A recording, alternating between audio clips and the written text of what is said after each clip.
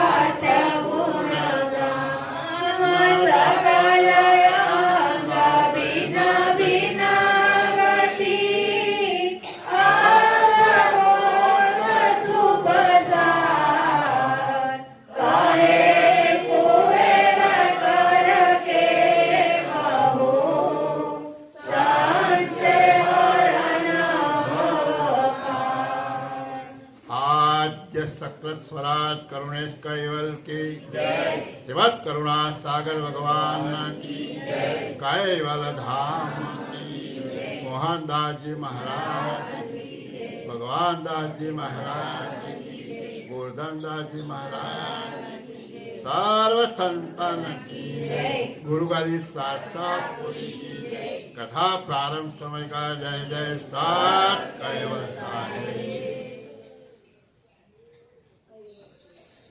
સાત કૈવલ સાહેબ કૈવલમ સિદ્ધેનામ અવેનામ ભયાનામ સિદ્ધાનામ લઘોયામ અમોહામસ્તુ નિરાલામ નારાયણામ અહોનામ વર્ણેયમ નયેતિ નણેયમ પ્રણાયમ પરંતુ જપેનામ જપાયમ કાયમ નામ મયાયમ મનાતિ મધોયમ સ્વયં તામ સમસ્તુ જહાનામ દાતા દેયનામ વિતનમ વિનયતે કરોતિ વિવર્જિત વસ્તુ વિધિવૈ વેદંતમ અજંતે નચંતમ સુનાતિ સનાતમ ચેનાતમ અનંતો અગાધમ બહોધમ નહેજન મહાદમ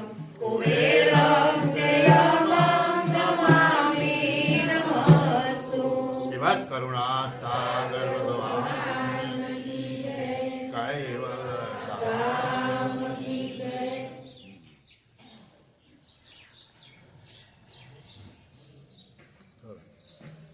નિજ પતિ જો પતિ આય જે હુન પરા તો તિનો ગુણ સર ભરહી પ્રોઢ પુણ્ય પરતાપ પરમ પતા લહે આપ ઉર ધરહી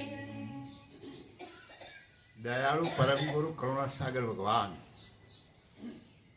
કરતા કૈવલ માલિકનો હુકમ પોતાના શિર ઉપર ધારણ કરી આ જગતના વિશે કુબેર સ્વામી નામનું પાત્ર ધારણ કરી જ્ઞાન સંપ્રદાય અને સકરતા સિદ્ધાંતની સ્થાપના કરી અને એ જ્ઞાન સંપ્રદાયની અંદર દયાળુ આ માનવતાનું ધારી જીવાત્માઓને તારવા માટે અંશંસી પદનું જે જ્ઞાન લઈને આવ્યા એ 15 ગ્રંથોની રચનામાં અમે સંપૂર્ણ વર્ણન કરેલું છે. એમાં આપણે વિશ્વબ્રહ્મ વિધ્વંસ નિધિ નામનું ગ્રંથ ચાલે છે. એના વિશે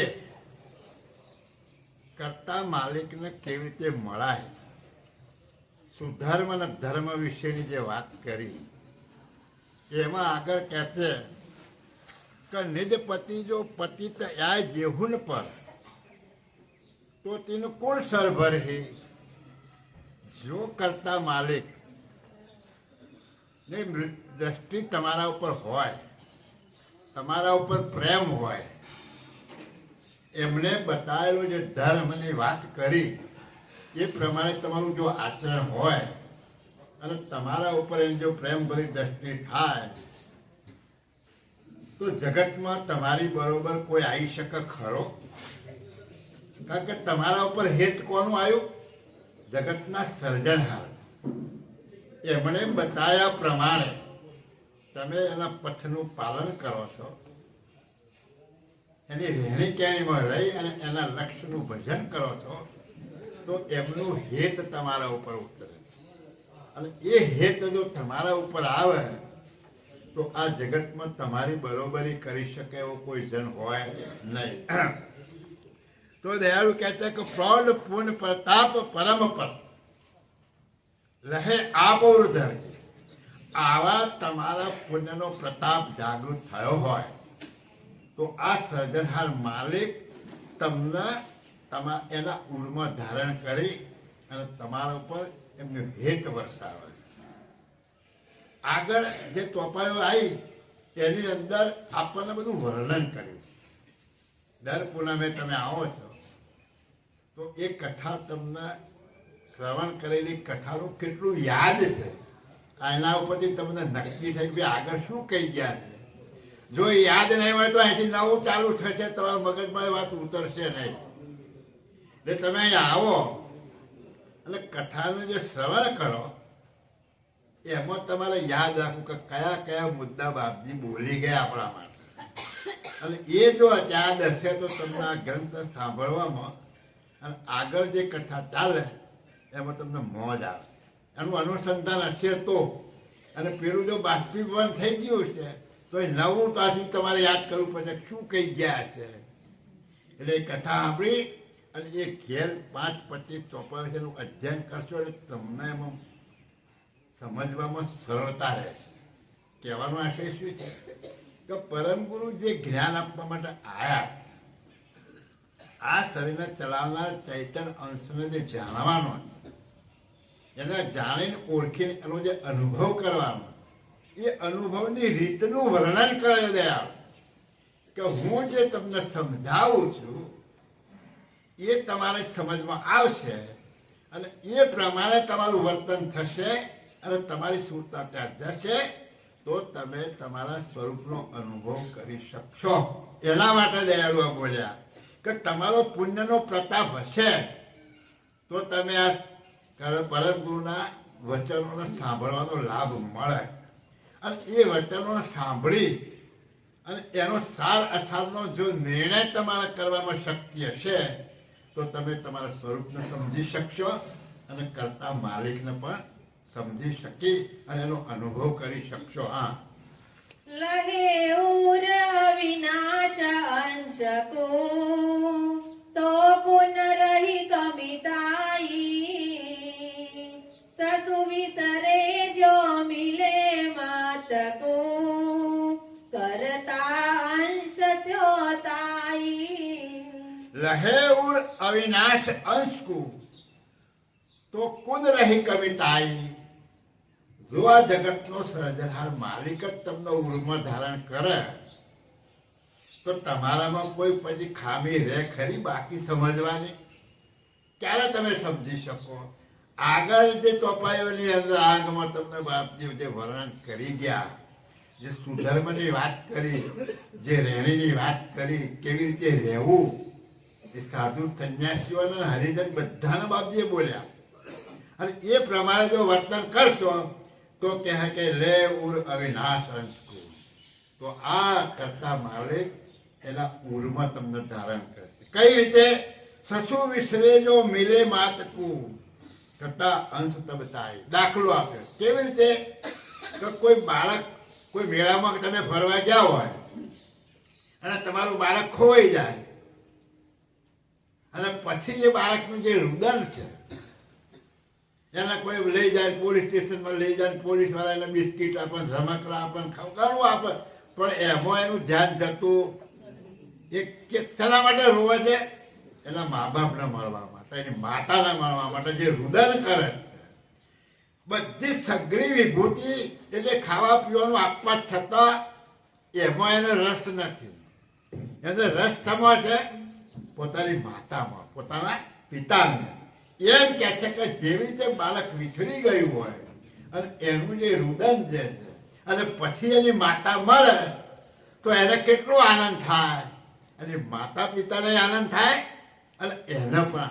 એવી રીતે તમે આ યુગોથી ફરતા ફરતા આ ભવસાગરની અંદર કરોડો યુગોથી ભટકો છો અને આ જ્ઞાન સાંભળી અને તમારા હૃદયમાં પતિ મળવાનો જે ઉમળકો જાગે, પતિ મળવાની જે વિરહની અગ્નિ જે જાગે, જેમ બાળક વિખૂટું પડ્યું છે અને એની માતાને મળવા માટે બાળક રુદન કરે છે, એવો વ્રેહ તો તમને જાગે તો દયાળુ પરમપતિ તમને એ લઈ અને ઉર્માં ધારણ કરે છે. અને એ કેટલો આનંદ થાય બાળકને અને એના પિતાને, એવો આનંદ કે તમને થાય જો તમે મારી કહેલી વસ્તુ વાણી દ્વારા સમજીને તમે એ રહેણી કેણી પાળી અને એ જીવનમાં ઉતારશો તો કરતા માલિક તમને ઉર્માં ધારણ કરશે. હા, જેહી પરકાર મિલે કરતા નિજ તેહી પરકાર કહે હું. અબ ભવ કે નર નાર મિલન ગતા પથ પાલન કહું તે હું. જેહી પ્રકાર મિલે કરતલ નિજ તેહી પ્રકાર કહે. આ આગળની અઘરી બાબતો કોની હતી? સાધુ સંતોને કહ્યું કે જેહી પ્રકાર મિલે. આ જે મેં વાત કરી અને એને જે રહેણીની વાત કરી એ રહેણી પ્રમાણે સાધુ સંતો જો રહેશે તો એના આ કરતા માલિક મળશે. એવી મેં વાત તમને સમજાવીનો પ્રકાર તમને બતાવ્યો. અબ ભવકે નર નાર મિલન કર. હવે આ જગતમાં જે સ્ત્રી પુરુષ જે સંસારી જીવો છે, જે સ્ત્રી પુરુષ આ સંસાર કોને તારવાના છે? સંસારી જગતને તારવા માટે આવ્યા છે. તો કહે છે એના માટે કહ્યું કે આ ભવની અંદર જે સ્ત્રી અને પુરુષો છે, હવે એમના જો માલિકને મળવું હોય તો પથ પાલન કહું તેવું. તો એમને કેવી રીતે પાલન કરવું એ હું તમને સમજાવું છું. હા, નરકી પથ પર નારના નિહાલના, નારન પર પુરુષાઈ, ઉભયન કે અનુરાગ મિલન કે, નિજ પતિ સે રત્યલાઈ. નરકી પથ પાલન નિહાલન નારન પર પુરુષાય. હવે શું કે છે કે મેં બધી ઘણી બધી વાતો કરી આગળના અંગોમાં રહેણી કહેણી બધી બહુ વાતો કરી. હવે અહીં શું કે છે કે એ રહેણી પાસે તો કરવાની છે. કામ ક્રોધ લોભ મોહ મારું તારું રાગ દેશ ઈર્ષા અભિમાન વેર જરા બધું તો છોડવાનું જ છે. પણ એક રહેણી કે એવી છે કે નરકી પર નાર નિહાલન નાર ન પુરુષાય. તમારે સ્ત્રી પુરુષે કેવું વર્તવાનું છે કે જે પુરુષ હોય એને પોતાની પત્ની સિવાય જેટલી જગતમાં સ્ત્રીઓ છે એના ઉપર તમારે દ્રષ્ટિ કેવી રીતે રાખવાની છે? આ કોઈ સ્ત્રી છે જ નહીં. એક માતા તરીકે એક બેન તરીકે તમારે એની પર દ્રષ્ટિ રાખવાની છે. પોતાની પત્ની સિવાય દરેક સ્ત્રી ઉપર તમારે આભાવ રાખવાનો. અને સાથે સાથે નારને પર પુરુષાય અને સ્ત્રીને પણ એવો ભાવ રાખવાનો છે કે પોતાના પુરુષ સિવાય જગતના બીજા બધા પુરુષો બધા સ્ત્રી સમાન જ છે, અથવા તો મારા ભાઈ અથવા તો મા બાપ જેવા. આ પથ આપણા સંસારીને પાળવાનો.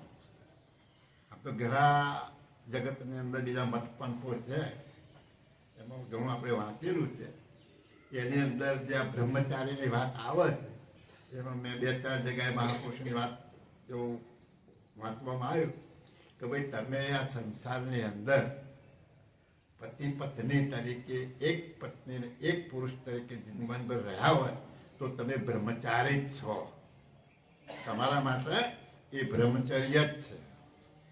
તમારી દ્રષ્ટિ જો બીજે કોઈ જગ્યાએ ના ગઈ હોય અને બધાને તમે આ રીતે નિહાળીને જોતા હોય તો તમે બ્રહ્મચારી જ છો. એટલે દયાળુએ આપણને પથ પાળવાનું કહ્યું ભાઈ સંસારીને તમારે આ રીતે જીવવાનું. સહેજા સહેજ જે જગતમાં ક્રિયાઓ થતી હોય છે એ તો એની ગોઠવણી છે, એટલે એ સહેજા સહેજ ક્રિયા તો થયા જ કરવાની. હવે બાળક રોતું હોય હે બાવો આવ્યો, જૂઠું બોલ્યા ને તો ખોટું બોલવાનું પાપ લાગે ના.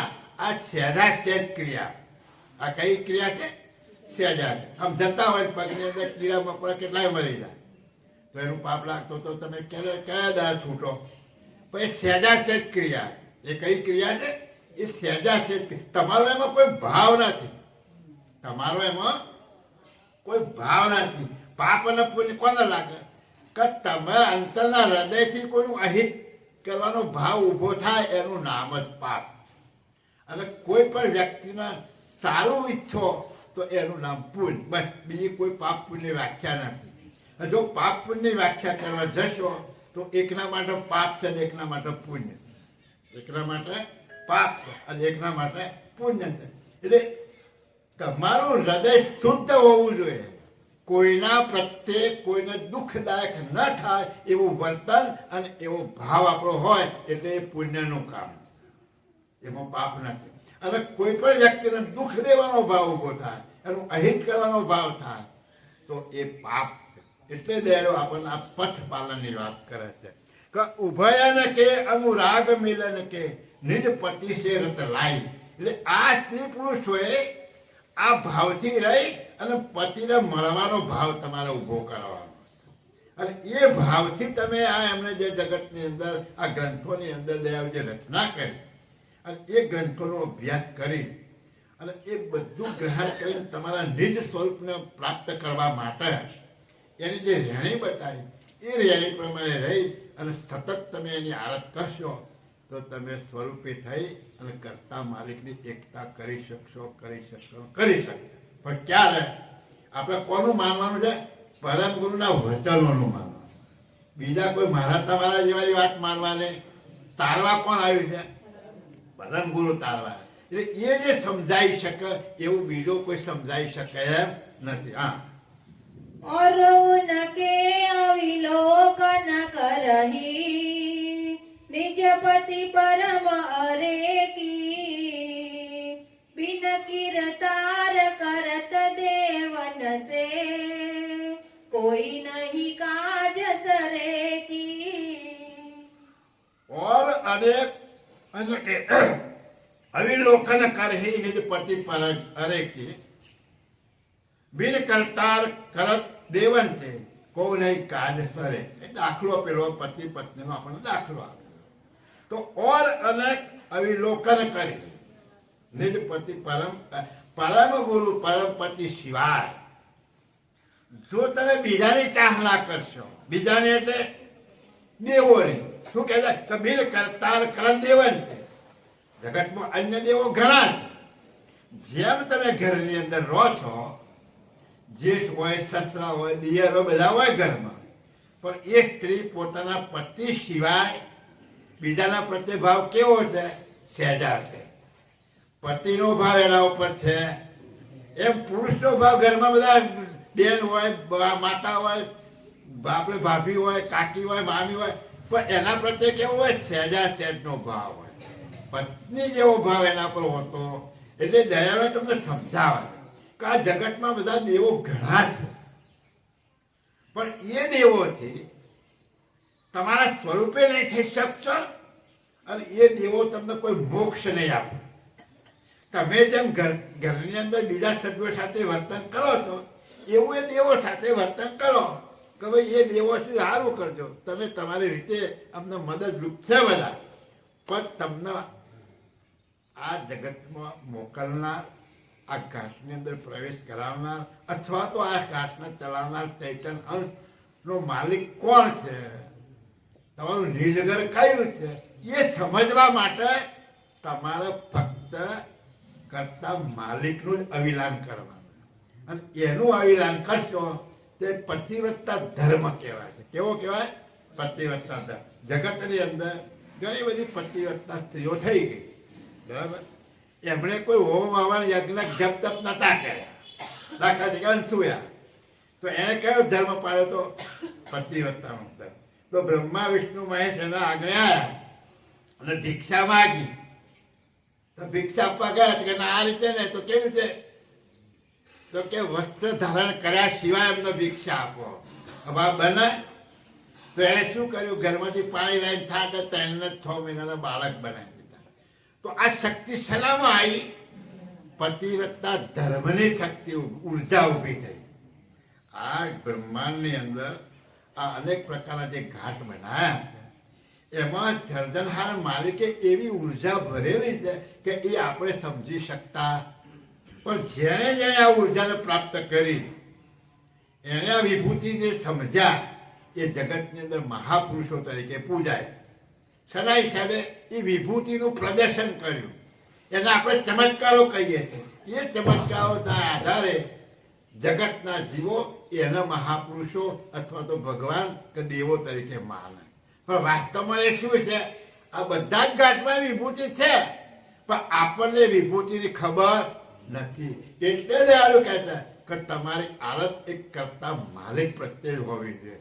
અને એ ધર્મ તમે પાળશો તો આ બધી વિભૂતિ તમારા ચરણોમાં આવશે. હા, વિના કાર્ય કરતવ દેવન સે કો પછી મરે પરાયે પ્રાયે પ્રાય મરણ પચકે પત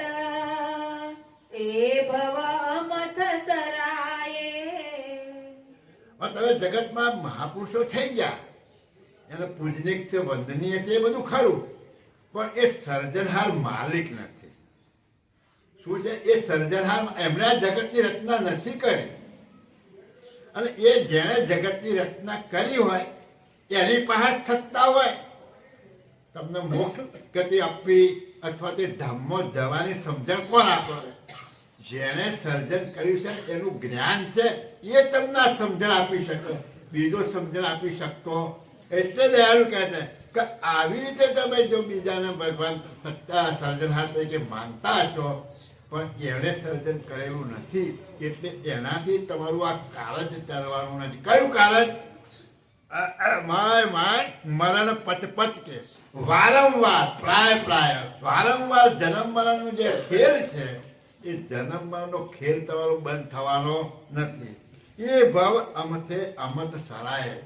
આ ભવની અંદર જગત આખું અમથે અમથું સત્ય જ્ઞાનને જાણ્યા સિવાય આવીને ત્યાં બધું વળગેલું છે, અને એ ભક્તિ કરે છે, એ ભક્તિનું ફળ એને મળશે. પણ જે ઘેરથી તું આવ્યો છે એ ઘેર તું નહીં જઈ શકે, તારા સ્વરૂપને તું નહીં જાણી શકે. કેમ? કે એ જ્ઞાન તારી પાસે નથી, એ જ્ઞાન કોઈ આપ્યું નથી. એના માટે તમે ગમે એટલી બીજી એના ઉપાસનાઓ કરશો તો એનું ફળ મળશે, પણ સ્વરૂપે નહીં થઈ શકો અને કરતાને જાણી નહીં શકો. અમથે અમથ સરાય ન કે પદા કોધરે પરમ સ્નેહુ કહે કુબેર વિલુવિત ક્યો વિલમિત કૌ કછુ કાજ વિનેહુ. તો કહે અમથે અમથ સરાય ને કે પદ કોધરે પરમ સ્નેહુ. તો અમથે અમથા ખોટે ખોટા કોઈને તમે આ સેવાઓ કરશો તો એનાથી તમને શું મળશે? તમને કઈ નહીં મળે. તમને મનને શાંતિ મળશે કે આ સેવા પૂજા કરી, પણ એનાથી તમને આ વસ્તુ પ્રાપ્ત થવાની નથી. કહે કુવેરબીનું વિત ક્યાં વિલમે? તો આ વિત વગરનું જે છે એની સાથે તું એમાં વિલમાઈ જઈશ તો તને કંઈ પ્રાપ્ત થવાનું નથી. કોઈ કશું કાર્ય વહેરનું, એનાથી કોઈ કાર્ય તમને સ્વરૂપે કરવાનું અને માલિકની સાથે એકતા કરવાનું આ કાર્ય કોઈ જગતમાં કરી શકે એમ નથી. કેમ? કારણ કે જાણતા. તો ઘણા સંપ્રદાયવાળાને એમ થાય કે ભાઈ તમે જ એકલા જાણો છો ને આ બધા અત્યારથી વર્ષોથી યુગોથી આ બધા ધર્મગ્રંથો એ ખોટા? ના, ખોટા નહીં, બધા સાચા. પણ કેટલા સાચા? એમની હદ સુધી. બધા સાચા પણ કેટલા સાચા? એમની હદ. ક્યારે નિર્ણય થાય કે ભાઈ આ હદ તમારી ક્યાં સુધી છે? નિર્ણય તમે ક્યારે કરી શકો? કે ભાઈ એના જ્ઞાન દ્વારા. તો કયા જ્ઞાન દ્વારા? તો બધા કહેતા કે ભાઈ તું ક્યાંથી આવે ને ક્યાં જવાનો, તું આત્માને ઓળખી લે, તું ચેતનને ઓળખી લે, આત્મા પરમાત્મામાં મળી જાય, આવું બધું જ્ઞાન તો કથવામાં આવે છે. તો ભાઈ આત્માના લક્ષણ કયા? તમે છેલ્લું પદ જેને માનો છો એનું લક્ષણ કેવું છે? કોઈ પણ વસ્તુને તમે લક્ષણ દ્વારા જાણી શકો, લક્ષણ સિવાય જાણી શકાય નહીં. તો તમે બધા ધર્મના તમે લક્ષણો જોઈ લો. દાખલા તરીકે આપણે મૂળ હિન્દુ આ આખા દુનિયાની અંદર જૂનામાં જૂનો જો મતપદ ધર્મ કે જ્ઞાન હોય તો સનાતન ધર્મ. આપણે કહીએ કે સનાતન ધર્મ, કે સનાતન એટલે જૂનામાં જૂનું, સનાતન એટલે કાયમ, જેનો નાશ થતો નથી, એવું એને સનાતન કહે. તો સનાતન વસ્તુ શું છે? કઈ વસ્તુનો નાશ નથી થતો? તો કે ભાઈ શૂન્ય સનાતન. શૂન્ય એટલે પૂર, એ કાયમ છે. બીજું સનાતન કે બ્રહ્મ સનાતન. બીજું શું કે છે? કે બ્રહ્મ સનાતન. બીજું કોણ સનાતન છે? તો પછી એમાં ઘણા જેને માનતો હોય એ સનાતન, જેને માનતો હોય એ સનાતન, એ કાયમ છે, આદિ અનાદિની છે, એવું કે છે બધા. બરાબર? તો હવે તમે આ સનાતનના લક્ષણો કેવા છે? તો શૂન્યનું લક્ષણ કેવું હોય? તો અક્રિય છે, કંઈ કરી શકે નહીં, એમાં ભાવ હોય ને. તો બ્રહ્મ કેવું છે? તો બ્રહ્મના 12 લક્ષણો આપ્યા. અકરત, અકર્તા, ભાવ રહિત, અડોલ, અવાચ્ય, વાણી રહિત, આવા બધા 12 લક્ષણો છે. હવે આવું જે ન જાણતું હોય એની ઉપાસના કરો તો તમને શું મળે? તમે એક મૂર્તિ ઉપર એક લીટર દૂધ ચડાવો અથવા તો એ આખો થાળ મૂકી દો. આપણે જ વાત કરો, બીજા ભગવાનની વાત કરો. પરમ ગુરુ આગળ ખાવાના છે? હે, નહીં ખાવાના. તો તમને એનું શું ફળ મળે? તો એનું કઈ ફળ મળે? જે જાણતો હોય એનું ક્રિયા કરો. તમે કોઈ વ્યક્તિને લઈ જઈ અને એને ઘેર ચા પીવડાવો તો કોઈક દાવ તમને ચા પાય, કારણ કે એ ચેતન વસ્તુ છે. એ તમે આપો છો એ ગ્રહણ કરે છે, અને ગ્રહણ કરે એનું ફળ તમને એ તમને આપી શકે. જે ગ્રહણ ના કરે કોઈ ફળ આપો નહીં. તો આવું જે પદ છે એ પદ તમે ગમે એટલી ભક્તિ કરો પણ એ એના બદલામાં તમને કશું, કારણ કે એને ખબર જ નથી કે તમે એની ભક્તિ કરો છો કશું કરો. એને ખબર છે તમે નદીની માતા માનતા હોય અને આ કબર સુધી પાણીમાં જઈ અને નદીની પૂજા કરતા હોય અને આગળ વરસાદ થયો ને એ ઓચિંતાનું પૂર આવે તો નદીને ખબર ના પડે કે મારો ભગત છે તેને ધક્કો મારીને બહાર કાઢવું. એ તો જોડે લઈ જાય ને. એટલે તમે એને માનો છો પણ એના ખબર નહીં કે મારો છોકરો મારી પૂજા કરે છે, એટલે એનામાં ભાન નથી. તમે એની કદર કરવા જે વસ્તુ જુદી છે કે નદી પાણી આપે છે, નાવા ધોવાનું આપે છે, ખેતીવાડી થાય છે, એટલે એની કદર કરો છો. એ રીતે એની માતા તમારી બરાબર, પણ એ ભાન વગરનું. એ શું છે? તો જેનામાં ભાન હોય, તમે જે ક્રિયા કરો, જેના માટે ક્રિયા કરી જાણતો હોય તો એનો બદલો તમને આપે. પણ એ જાણતો ના હોય તમે એની ભક્તિ કરો શું આપે તમને? એટલે આપણે મનની માનેલી ભક્તિઓ બધી કરીએ છીએ. એટલે કરતા માલિક કહે છે કે આવા અમસ્તું તમે શા માટે એમાં વળગી રહ્યા છો? તમે તમારી નિજને તમારું જ્ઞાન ચક્ષુ ખોલો અને જ્ઞાનથી તમે સમજવાનો પ્રયત્ન કરો કે હું જે ક્રિયા કરું છું એ સામાન્ય વસ્તુ જાણે છે કે નહીં. હવે કોઈ એમ કે ભાઈ દેવોની પૂજા કરી, દેવો જાણે છે, તો એ વાત ખરી, દેવો જાણે છે. તો હવે તમે અહીંયા કોઈ પૈસાદાર માણસ હોય અને એની રાત દિવસ સલામ કરો, તે 2-5 લાખ કરોડનો ટેકો કરે, પણ તમને સ્વર્ગમાં લઈ જાય? હે, તમારું સ્વરૂપ ઓળખાવે ના ઓળખાવે? એટલે એની હદ આવી કે એ તમારી શું મદદ કરે? 2-5-10 લાખની મદદ કરે. જેમ દેવોની તમે ભક્તિ કરતા હોય તો એ જાણે છે તમે ભક્તિ એની કરો છો અને ખબર છે કે ભાઈ મારી સેવા કરે, તે શું આપે? તમને સુખ સંપત્તિ પદાર્થનું આપે. પણ હવે તમારા સ્વરૂપને એ એના સ્વરૂપને નહીં ઓળખતું, તમારા સ્વરૂપને કેવી રીતે ઓળખી શકે? એટલે એ મુદ્દો તમને મળે ને. એટલે દયાળુ હદ બતાવે છે કે ગમે એની ભક્તિ કરે સાચી છે, પણ એ હદ સુધીનું તમને એનું ફળ મળે. પણ તમારું નિજ સ્વરૂપનું જ્ઞાન અને આ જગત કોણે બનાવે એ તમને એની પાસેથી મળે એવું.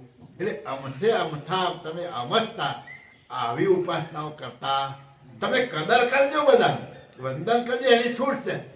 પણ જેમ ઘરની અંદર દિયર છે, જેઠ છે, બધું છે, પણ પતિ સુખ તો કોણ આપે? એનો પતિ જે પતિ સુખ આપે.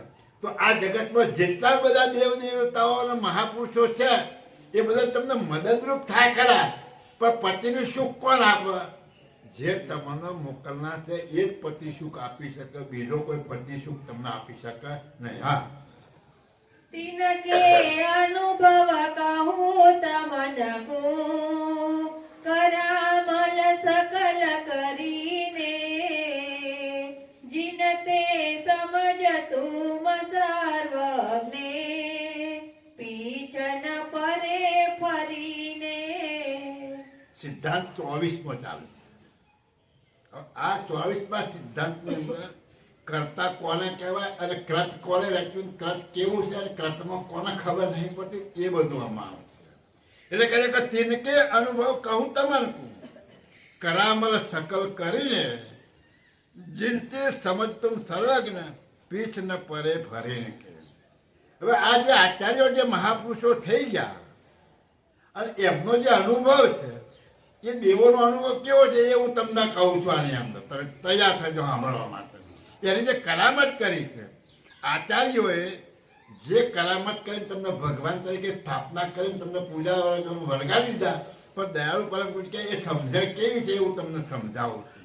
જે રીતે સમજ તમે સર્વજ્ઞ, એનાથી તમને સમજણ પડશે કે ખરેખર છરતા માલિક કોણ છે. એવી સમજ તમને સમજાવું છું, એના ઉપરથી તમે સમજી શકશો પીઠ ન પરે ફરીને કે પછી તમે પાછા એમાં પડવાના નથી. હા, પછી તમારે પૂછવાનું રહેશે નહીં. હા, जितने परसुर लोक अमर के जिनमें श्रेष्ठ सराई ते ही सकल अपने तन के जना अवितवत दीप सराई. જેતને ભરસુર લોક અમર કે. અમર કે એટલે બે વસ્તુ. અમર એટલે કાયમ નાશો ના, પણ એવું નહીં. અમર કે એટલે આકાશમાં અદ્રશ્ય. અદ્રશ્યમાં જેટલા સુરલોક બધા જગતમાં વર્ણન કર્યું છે મહાપુરુષોએ, જીને શ્રેષ્ઠ સરાઈ, એમાં શ્રેષ્ઠ કોણ કયા કોને કીધા?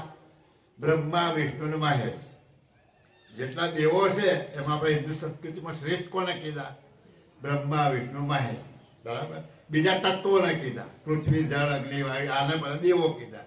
સૂર્ય અને ચંદ્રના દેવો કીધા. આવા બધા દેવો કયા? તો તેહી સકલ આપન કે તન કે છે. તો એ બધા આપણા શરીરમાં આપણી સેવા કરશે. એ બધા દેવો આપણા શરીરમાં તમને મદદરૂપ થયા છે. તન કે હવિતા તદીપ સરાઈ, એટલે એમની સરાહના કરી અને એને જગતમાં ઓળખતા. આ કેવી વાત છે? દાખલા તરીકે આધ્યાત્મિક માર્ગમાં છે એમના ખબર પડશે કે ભાઈ બ્રહ્મા વિષ્ણુ હે, તો એમનું કામ શું છે? તો કે બ્રહ્માજી ઉત્પત્તિનું કામ કરે, વિષ્ણુ ભગવાન પાલન પોષણનું કામ કરે, અને શંકર ભગવાન સંહારનું કામ કરે, સૂર્યચંદ્ર તેજ આપવાનું કામ કરે. બરાબર છે. આ બધાના અંશો આપણા શરીરમાં છે. તો ભાઈ બ્રહ્મા બધી ઉત્પત્તિ કરતા હોય તો આપણે લગન વગન કરવાની ક્યાં જરૂર રહી? બધું વધતો જાય, હેડો જાય. પણ ના, બ્રહ્માજી એટલે રજોગુણ. તો રજોગુણ તમારામાં મૂક્યો છે. ક્યાં મૂક્યો? ઉપર તો ઉપર મૂક્યો. તો એનાથી આ પ્રજનન બધું થયા કરે, આગળ હેડ્યું જાય છે. તો બ્રહ્માજીનું કામ શું છે? ઉત્પત્તિ કરવા. વિષ્ણુ પાલન પોષણ કરે. આપણા ઘેર એક બોરી નાખી ગયા, ઘઉં ચોખા કાકા શું નાખી જાય, વિષ્ણુ કોના ઘેર આવ્યા. પણ વિષ્ણુનું સ્થાન ક્યાં છે? કે ભાઈ નાભીમાં વિષ્ણુનું સ્થાન છે. તો તમે જેટલો ખોરાક લો છો ક્યાં જાય છે? પેટમાં. પેટમાં જાય છે. તો ત્યાં એ વરોણું થાય, એના જુદી જુદી પ્રકારના જેટલા અર્ક ઉત્પન્ન થાય છે એ બધી ગ્રંથિઓમાં ફેલાઈ અને આખા શરીરનું પોષણ કરે છે. તો ક્યાં પોષણ કરે છે? કોણ કરે છે? વિષ્ણુ. સ્થાન ક્યાં બતાવ્યું? નાભી. તો એનો અંશ શક નહીં આપણામાં. તો એ તો આપણી સેવા કરે છે. એ શું કરે છે? આપણી સેવા કરે છે. હવે શંકર ભગવાનનું કામ શું? સંહાર કરવાનું. તો ભાઈ અવતારો કોના થયા? બધા અવતારો વિષ્ણુના થયા. હરણાકંઠને કોણે માર્યો? તો કે ભાઈ નૃષિ અવતાર.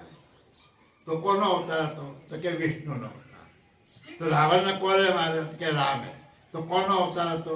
કે વિષ્ણુનો અવતાર. વામન અવતારને પાતાળમાં ગાળ લીધા. કોને ગાળ લીધા? તો કે ભાઈ વામન અવતાર. તો કોનો અવતાર હતો? તો બલિરાજાને પાતાળમાં કોણે ગાળ્યા? વામન.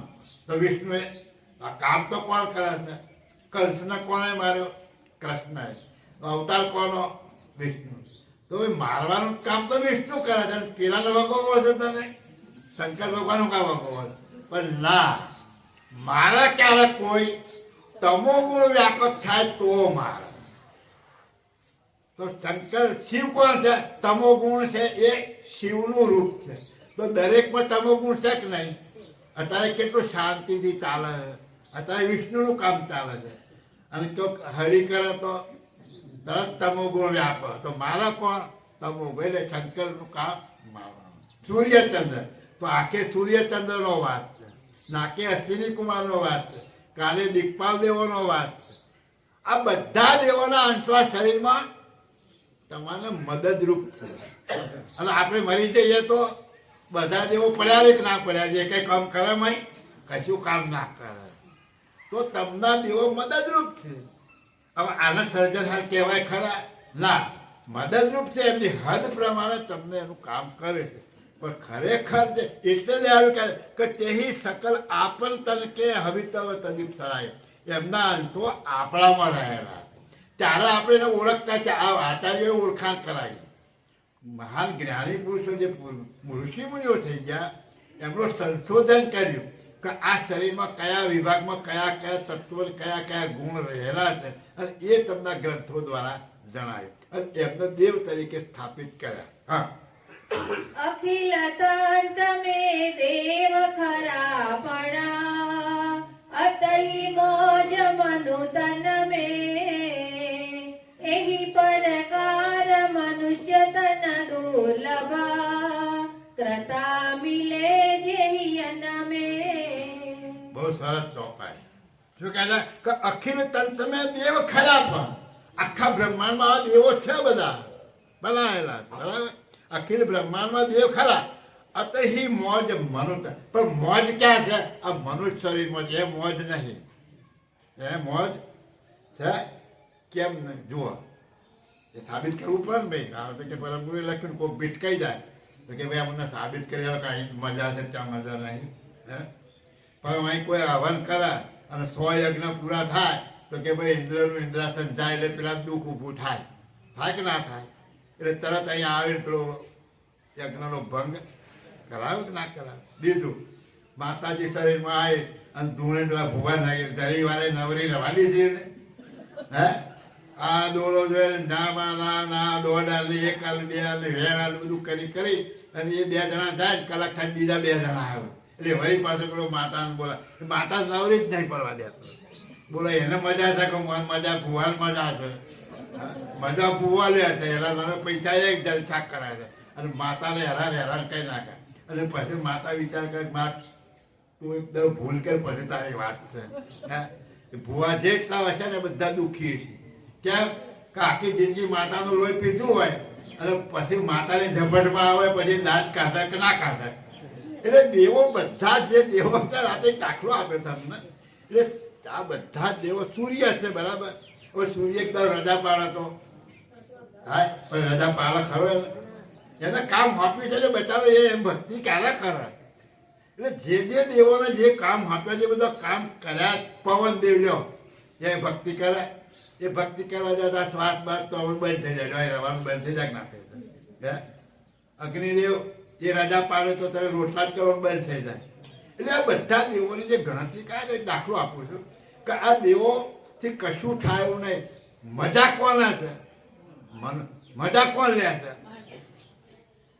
આ તાપ છે, તાપ એને ટાળવાય અને તમારે ટાળવાય તો એ તાપ તમારું કામ કરે. હે એ દેવો એકબીજાનું કામ કરતા નહીં. તમારા બધા દેવોની મોજ તમે લો છો, બધાનો ઉપયોગ તમે કરો છો. એટલે જ દયાળુ ભગવાન કહે છે કે મજા તો મનુષ્ય દેહમાં છે, શક નહીં. એટલે છેલ્લી ઘડી હોય તો એ કે ભાઈ હારા દવાખાને લઈ જા, જરા મને સારું થાય. અલ્યા તું આ કંટાળી ગયો છે, મરવાનો છેલ્લો પડ્યો તો એ કે હજુ દવાખાને લઈ જા, કોઈ સારો ડૉક્ટર હોય, હું 2-5 લાખ તો હું જીવું તો સારું, આ છોકરાને લગ્ન જોઈ દઉં. એટલે કેટલો જીવ ભરાઈ ગયો છે. એટલે મજા હોય તો ને, અને મજા છે એટલે ભક્તિ કરતા રહીને તો જતા નહીં. જો મજા ના હોય તો પરમ ગુરુ મોકલવાનું થાત નહીં. કારણ કે સૃષ્ટિની રચના કરી ત્યારથી આપણે હલવાઈ રહ્યા છીએ કે આપણે આપણો બાપ કોણ છે. આપણે ગયા પહેલાના જમાનામાં ચોમાસામાં આપણે ગામડામાં ભેંસોને ચારવા મોકલતા. અમારા ઉત્તર ગુજરાતમાં હેડ કે અને તમારા સૌરાષ્ટ્રમાં કંઈક બીજું કહેતા હશે. એનો ચાલનારો એક જ હોય, ચાલનારો એક હોય, પણ હાજા આવે એટલે ઘેર ઘેર મૂકવા જાય. એ ઝાપો ઉભો રહે, બધો ડૂબો હવાના ખીલે જતો રહે. પણ આ ડૂબો એક એમાંથી ખીલે જતો જ નહીં. આપણે ખીલે ગયા તો આપણો ખીલો કયો? આપણો ખીલો કયો? આપણે જે ઘેરથી આવ્યા છે એ ઘેર જવાનો આપણો ખીલો છે. એ ઘર આપણને તું જડ્યું એટલે એ ઘેર મોકલવા માટે પરમ ગુરુ આવ્યા છે લાકડી લઈને. કઈ લાકડી? પથપાલન રૂપ.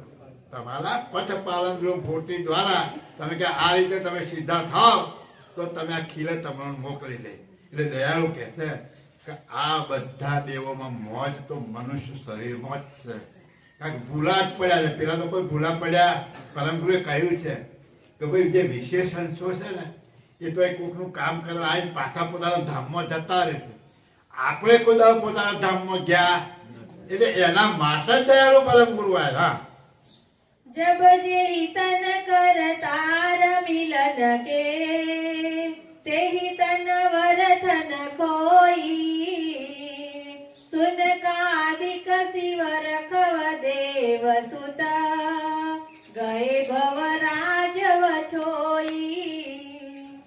જબ જહી તન કરતાલ મિલન કે તહી તન વરખ ન ખોય.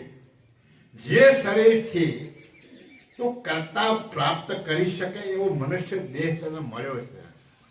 એટલે બધામાં આવું છો બોલી ગયા કે 84 લાખ પ્રકાર ઘાટોની અંદર દુર્લભમાં દુર્લભ દેહ કયો? તો મનુષ્યનો દુર્લભમાં દુર્લભ દેહ. કેમ? કે મનુષ્ય ઘાટ સિવાય ભક્તિ ના થાય અને મનુષ્ય ઘાટ સિવાય પોતાના સ્વરૂપનો તમે અનુભવ ના કરી શકો. એટલે મનુષ્ય ઘાટ શ્રેષ્ઠમાં શ્રેષ્ઠ અને દુર્લભમાં દુર્લભ. બાપજી નાનદાસ મહારાજે બોલ્યા છે એક પદમાં કે દુર્લભમાં દુર્લભ દેહ તો ખરો, પણ એ દેહમાં ભક્તિ મળવી એ દુર્લભ. અને ભક્તિ મળવી દુર્લભ તો ખરી, પણ એમાં પરમ ગુરુ જેવા ગુરુ મળવા એ પણ દુર્લભ. અને પરમ ગુરુ જેવા દુર્લભ મળ્યા પણ એ જ્ઞાનને સમજી અને કર્તાની સાથે એકતા કરી એ પણ દુર્લભમાં દુર્લભ છે. તો આ મનુષ્ય દેહ જેને મહાપુરુષો દુર્લભ કયો છે એ મનુષ્ય દેહ આપને સહેજા સહેજ મળ્યો. આ કેવો સહેજા સહેજ મળ્યો છે. પણ આ જગતના કોઈ લોકો માનતા પરમગુરુ પેલું ભજન કરે કે સાચી રે કહું તો કોઈ ના માને. એટલે આ પરમગુરુ સાચી વાત કહેવા માટે આવ્યા છે. પણ જગતમાં કોઈ માનતો પેલું જે પેલો ભજન બોલો છો સાચી રે કહું તો કોઈ નવ માને, તે જૂઠે જગ પ્રતિ આયા હો. સાચી રે કહું તો કોઈ નવ માને, કર્યા કર્મ કરી કરી મોયા, સંશય બહુ ન જાયા હો. સાચી રે કહું તો કોઈ નવ માને, કરતા વિગત કોઈ ન પાવત, સાધકાની કાયા હો. સાચી રે કહું તો કોઈ નવ માને, છૂટ્યા રે પંડ ભંડ જમી વાયા, તો જીવના ગુના ઘેર જાયા હો. સાચી રે કહું તો કોઈ નવ માને, વાગર કી કોઈ ખબર ન જાનત, સબ જુગયું ભરમાયા હો.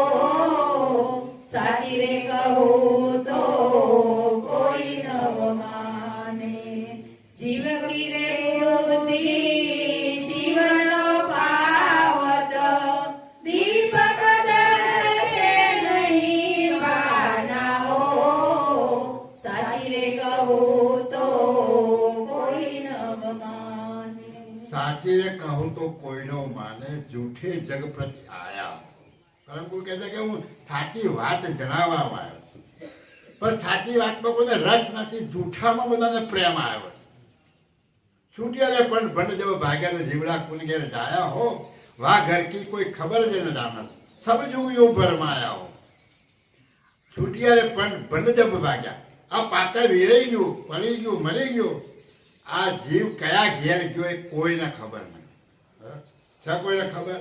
બધા ધર્મની અંદર કહેવામાં આવે છે કે ક્યાંથી આવે ને ક્યાં જવાનો કોઈને ખબર. આપણે આગળ ગધાડામાં હતા, કૂતરામાં હતા, કે મહારાજા હતા, કે કરોડપતિ હતા, એ ખબર ખરી? અને મરી ક્યાં જઈશું એ ખબર નહીં. એક એ જાણ. બીજું કે આ શરીરને ચલાવનાર ચેતન ક્યાં ઘેરથી આવ્યો છે, એનો માલિક કોણ છે, શું વસ્તુ છે એ નહીં જાણતો. અને મર્યા પછી એ ઘેર જવાની ખબર ખરી? તો એ જ્ઞાન કોઈ આપ્યું નહીં. એટલે જ આવે કે વાપી રે કૂપ છિલરકા જંતુ સાયર મર્મ ન જાણ્યા હો. વાવ, વાપી એટલે વાવ, કૂવો, કૂપ એટલે કૂવો. વાપી રે કૂપ શિલરકા, શિલર એટલે તળાવ. વાય, કૂવો અને તળાવનો ડેટકો હોય એના જે જંતુ હોય સાયર મર્મ ન જાણે. દરિયાનો એ મર્મ જાણી શકતા નથી. કેમ કે જેટલું સાંભળેલું છે, જેટલું મગજમાં ફીટ એટલામાં જ રમવાનું.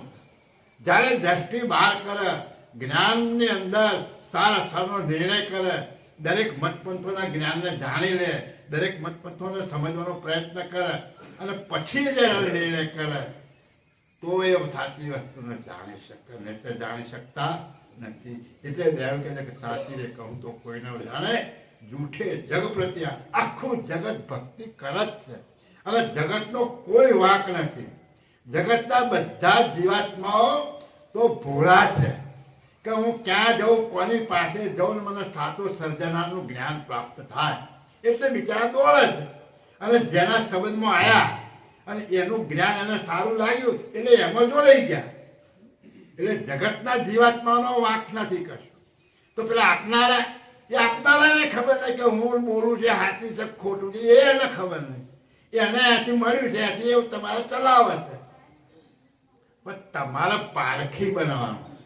તમારે શું બનવાનું છે? પારખી. તમારે જાણવાનું છે કે કયું જ્ઞાન શ્રેષ્ઠ છે, કયું જ્ઞાન સાર અસારનો નિર્ણય કરવાનો, કે મારા સ્વરૂપની વાત કયા જ્ઞાનમાં છે, સત્ય છે કે અસત્ય છે, એ તોલમોલ તમને કરતા આવશે તો તમે વાળો તોડી શકશો, નકર વાળો તૂટે એવો જ નથી. અત્યારે હાલ તમે જો આતંકવાદીઓ છે, ઇસ્લામ ધર્મ છે ને, એ પોતાની છાતી ઉપર બોમ્બ મારીને મરી જાય છે. લો બોલો કેમ? કે મર્યા પછી તને જન્નત મળશે. 72 હુરો ત્યાં મળશે, એ વળગાડી દીધું. બધાને કબરમાં દાટેલા છે, એક ઉભો થઈને બોલતો નહીં બચારો. આટકો ને બાટકો હરી ગયો, બધું વેરણ શેરણ થઈ ગયું. અને કહે છે કે કયામતના દિવસે તારું ભગવાન તને પૂછશે કે તું શું પાપ કર્યું, મારા માટે શું કામ કર્યું. કેટલું મગજમાં ગાળી દીધું. એક વિચાર તો કરો તમે. બધા ધર્મનો તમે વિલોકન કરશો તો ખ્યાલ આવશે કે આ ધર્મો કહેવાય કે શું કહેવાય. એમાં હિન્દુ સંસ્કૃતિનો નંબર આવે કે તમે હિન્દુ સંસ્કૃતિમાં ગમે તે મતપંથમાં હશો ને, પણ તમારામાં દયા, ક્ષમા, સેવા, સમરણ આ બધું આપ્યું છે. અને એ પંથોમાં તો બસ મારો કાપો સિવાય કોઈ વસ્તુ જ નથી. એટલે દયાળુ કહે છે કે સાચી રે કહું તો કોઈ ન માને, જૂઠે જગ પ્રત્યે આવ્યા. હું સાચું જણાવું છું, પણ બધાના તેમાં રસ છે, ખોટામાં રસ. આમાં ઘણી બધી દલીલો થાય, તમે સાચું સમજ ભાઈ તમે આ નવું ક્યાંય લાયા. આમાં તો આદિ અનાદિનો ધર્મ ચાલે છે, એ કઈ ખોટો છે ના ભાઈ. જે દાડા જે ધર્મની સ્થાપના થઈ એ દાડે નવો હતો. જે દાડા જે ધર્મની સ્થાપના થઈ એ દાડે નવો હતો. તો જગત તો ક્યારનું ચાલ્યું આવે છે. ઇસ્લામ ધર્મની સ્થાપના છે 1440 વર્ષ થયા. ખ્રિસ્તી ધર્મની સ્થાપના છે 2026 વર્ષ થયા. શાલિવાહન શાકે જુઓ તો એ રાજાની છે, ધર્મની નથી. તમારા હિન્દુની ઈસવીસન ચાલે છે, વિક્રમ સંવત છે, તો ધર્મની નથી, વિક્રમ રાજાની. તો તમારી હિન્દી સંસ્કૃતિ ક્યારની છે એની કોઈ તારીખ વાર નથી. એટલો જૂની હિન્દુ સંસ્કૃતિ છે. હિન્દુ ધર્મ નથી, હિન્દુ સંસ્કૃતિ છે. આપણે એક જ ઘરની અંદર કોઈ હનુમાનજીને માનતો હોય, કોઈ શંકર ભગવાનને માનતો હોય, કોઈ સ્વામિનારાયણ એ જુદું છે. જે હનુમાનજીને માનતો હોય, કોઈ માતાજીને માનતો હોય, પણ આપણે ઘરમાં ઝઘડતા નથી. જેને જે માનવું માન. આ હિન્દુ સંસ્કૃતિ છે. કારણ પેલામાં એના વિરુદ્ધ જવાય નહીં, એના વિરુદ્ધ બોલાય નહીં કે સરતન છે જુદા, માથું કાપી નાખે. તમે જે અલ્લાહ કે જ ખરું, એમાં ફેરફાર ના થાય. આપણે હમામે બેઠા હોય તો ભાઈ કૃષ્ણ ભગવાન સાચા, ના કે રામ સાચા, પેલું કે હનુમાન, એમ તમે બોલી શકો. પેલામાં બોલાય નહીં, જે કર્યું એ જ ખરું. એટલે તમે આ તપાસ કરો જ્ઞાનની, શું વસ્તુ સૂચવે છે. આપણા હિન્દુ ધર્મના દરેક ધર્મોનો તમે તપાસ કરો, એમાં જ્ઞાન તો છે જ. તમારે જીવવાનું કઈ રીતે છે એ જ્ઞાન આપે છે. રામાયણની અંદર રામ એ હિન્દુ સંસ્કૃતિનું હાર્દ છે, હૃદય છે. તમને શું શીખવાડે છે કે કેમ જીવવું, માતા પિતા સાથે કેવો વ્યવહાર, પત્ની સાથે કેવો વ્યવહાર, ભાઈ ભાઈ સાથે કેવો વ્યવહાર, દુશ્મન સાથે કેવો વ્યવહાર, મિત્ર સાથે કેવો વ્યવહાર, એ આખું જીવન તમને જીવવાનું શીખવાડે છે. મહાભારત તમને અધિકાર શીખવાડે છે. એટલે દરેકમાં લેવાનું છે. પણ આ શરીરને ચલાવનાર તું કોણ, આ જગત જોઈ રહે છે બનાવનાર કોણ, એ એમાં નામ. તો એ જુદી વસ્તુ. એટલે બધા પૂજનીક છે, વંદનીય છે, કઈનું કઈ તમને આપ્યું છે, જીવન જીવવાની રીત શીખવાડી છે. પણ હું કોણ અને જગતનો સર્જનહાર કોણ, આ જ્ઞાન પ્રાપ્ત થાય તો તમે તમારા પોતાનો અનુભવ કે પોતાનો એટલે આ શરીરમાં ચલાવનાર હું કોણ છું એનો અનુભવ કરી શકો. અને હું આ જગત જે જોઈ રહ્યો છું એ કરતા માલિકની સાથે એકતા થઈ શકે એવું આ પરમ ગુરુ જ્ઞાન લઈને આવ્યા. જેહી દેવ સબ દેવન મે સિરા તેહી આપન મે વરતે સો ક્યો કાજ કરે આપને કા કવિતવ સેવ સધરતે. તો આપણે હિન્દુ સંસ્કૃતિની જે વાત કરી અને એ પુરાણોની અંદર અને શાસ્ત્રોની અંદર એનું જ્ઞાન તમે સમજવા જાઓ તો એ દેવો કહે છે કે જેહી દેવ સબન દેવન મેં શિર તેહી આપણે મેં વર્તે. એ દેવો જે મોટા શ્રેષ્ઠ દેવો છે એ તમારા શરીરમાં તમારી સેવા કરે છે, તમારા શરીરમાં વર્તન કરી રહ્યા. બ્રહ્મા વિષ્ણુની વાત કરીને એ રીતે એ દેવો તમારા શરીરમાં એના અંશો વર્તન કરી રહ્યા છે. જેને તમે મોટા મહાન દેવો માનો છો એ દરેકના ઘાટોની અંદર એ તમારી સેવા કરી રહ્યા છે. શું કયો કાજ કરે આપણે કા, તો એ તમારી મદદ કરે છે. એ તમારા જ્ઞાનને કેવી રીતે તમારું જ્ઞાન કેવી રીતે આપી શકવાના છે, એને જ પોતાના સ્વરૂપનું તો ખબર નથી તો કેવી રીતે તમને તમારું સ્વરૂપ ઓળખાવશે. કર્તાની ઓળખાણી કેવી રીતે કરતા ઓળખાય છે. તમે બધા ધર્મગ્રંથોની અંદર તપાસ કરો કે ભાઈ આ સૃષ્ટિની રચના કેવી રીતે થઈ, તો કે બ્રહ્મમાંથી સ્વયં નિરંજન સ્વરૂપ પ્રગટ થયું અને એ નિરંજનમાંથી શક્તિ પેદા થઈ અને એ શક્તિ અને નિરંજનના વિલાસથી બ્રહ્મા વિષ્ણુ મહેશના જગત આખું ઉત્પન્ન થયું. બસ આ વાત આવશે. તો ભાઈ વનસ્પતિ કેવી રીતે ઉત્પન્ન થઈ એ તો કોઈ સમજાવતું નથી. આ જનાવર ઢોર કેવી રીતે ઉત્પન્ન થયો એનું કોઈ આવતું નથી. તમે ઇસ્લામમાં કે ઈસુમાં જોવા જાઓ તો આદમ અને ઈવ, હવા અને ઈવ, આ બધી વાતો છે કે એક આદમને બનાવ્યો ને એને મૂકી દીધો ને તું આ ફળ ના ખાતો ને બધું, તો ફળ કોણે બનાવ્યું હોય? એટલે ઉત્પત્તિનો ક્રમ કોઈ ધર્મ તમને બતાવતો નથી. ઉત્પત્તિ કેવી, કારણ કે કોઈ હોય તો ખબર હોય કઈ રીતે ઉત્પત્તિ. પ્રશ્ન થયા કારણ કે આબો પહેલો, ગોટલો પહેલો, આબો પહેલો, મથા કરો, કશું જળો છે. તો આ ઉત્પત્તિનો ક્રમ સરળ રીતે કોણે બતાવ્યો? દારૂ પરમ ગુરુએ. કેવી રીતે ઉત્પન્ન થયું છે આખો ખટવૃત્તિનો ખેલ છે. એ સમજ માટે તમારા પરમ ગુરુના ગ્રંથોનો અભ્યાસ કરો. એટલે કહે છે કે પેલા દેવો તો આ રીતે વર્તન કરે છે, કરેલા કૃતની અંદર દેવો કામ કરે છે. તો તમારા સ્વરૂપનો અનુભવ એ તમને નહીં કરાવી શકે. તમને કરતા માલિક સાથે એકતા નહીં કરે, કારણ કે એમને જ ખબર નહીં કે મારો માલિક કોણ છે. એ તો એમને કામ આપેલું છે એ પ્રમાણે ક્રિયા કરે છે. તો કામ કોને આપ્યું એ એમને ખબર નથી. એટલે દારો કહે છે કે જેહી દેવ સબ દેવન મેં શિર તે આપણે મેં વર્તે. જે જગત મોટા મોટા દેવો માને છે એ દેવો તમારા ઘાટની અંદર તમને મદદરૂપ થઈ અને તમારી ક્રિયા કરે છે. શું કયો કાજ કરે આપણે કા હવે તો સેવ ધરતે. હવે ગમે એટલી સેવા કરો, એ સેવા કરવાથી એ દેવો તમારા સ્વરૂપને નહીં ઓળખાઈ શકે. હા, એમની હદ પ્રમાણે તમને આર્થિક મદદ કરે, સુખ સંપત્તિ આપે, એ બધું વાંચતું નહીં છે. પણ સ્વરૂપ શું છે અને કરતા કોણ છે એ ઓળખાઈ શકવાના નથી. હા, તેહી માટે દેવન સે કૌકિનો આત્મ કાજન સરહી और करे सेवकाई सकल विदा जड़तन काज अपरही. તેહી માટે દેવન છે કોકીનું આત્મ કાજ સરહી. તો આવા દેવોની ઉપાસના કરવાથી તમારા આત્માનું એટલે તમારા સ્વરૂપનું જે કાર્ય કાજ, કયું કાજ છે? સ્વરૂપે થવું, સ્વરૂપનું જ્ઞાન પ્રાપ્ત કરવું અને માલિક. તો એ કાજ, એ કાર્ય તો એ દેવોની ઉપાસનાથી તમારે સરવાનું નથી. તો ઓર કરે સેવ કાઈ સકલ વિધિ જનતન કાજ અપરહી. આ જળ શરીર દ્વારા જે તમે કાર્ય કરો છો અને એ કાર્ય, એ વિનંતી, એ હોમ હવન કરવાથી તમારા સ્વરૂપનું જ્ઞાન તમને પ્રાપ્ત થવાનું નથી. એટલે જન્મ અને મરણ જે દૂર થાય એનું આ એક પણ કાર્ય કોઈ કરી શકાય એમ છે નહીં. એટલે દયાળુ પરમ ગુરુ કહે છે આ જ્ઞાન આમાં કોઈ દેવી દેવતાની કાપતી નથી, કોઈ દેવી દેવતાની કાપતી નથી, પણ એની હદ બતાવે છે. પરમ ગુરુ શું કહે છે? એની સેવા કરશો તમને આ કાર્ય મળશે. દાખલો આપ્યો ને પહેલા તમને, કોઈ પૈસાદાર વ્યક્તિ હોય એની દરરોજ સેવા કરવાની સલાહ મળે તમને મદદ કરે, એમાં દેવોય તમને મદદ કરશે. એ એની શક્તિ પ્રમાણે તમારી મદદ, પણ તમારા સ્વરૂપની જ્ઞાન અને કરતાને એ ઓળખાઈ આપવાના નથી. એટલે એવું કહે છે કે તે માટે દેવને છે કેવું આત્મ કાજ ન સરે. એટલે આત્માનું કાજ આ દેવોની ઉપાસનાઓથી સરવાનું નથી. ઓર કરે છે કાંઈ સકલ વિધે જળ તન કાજ અપર છે.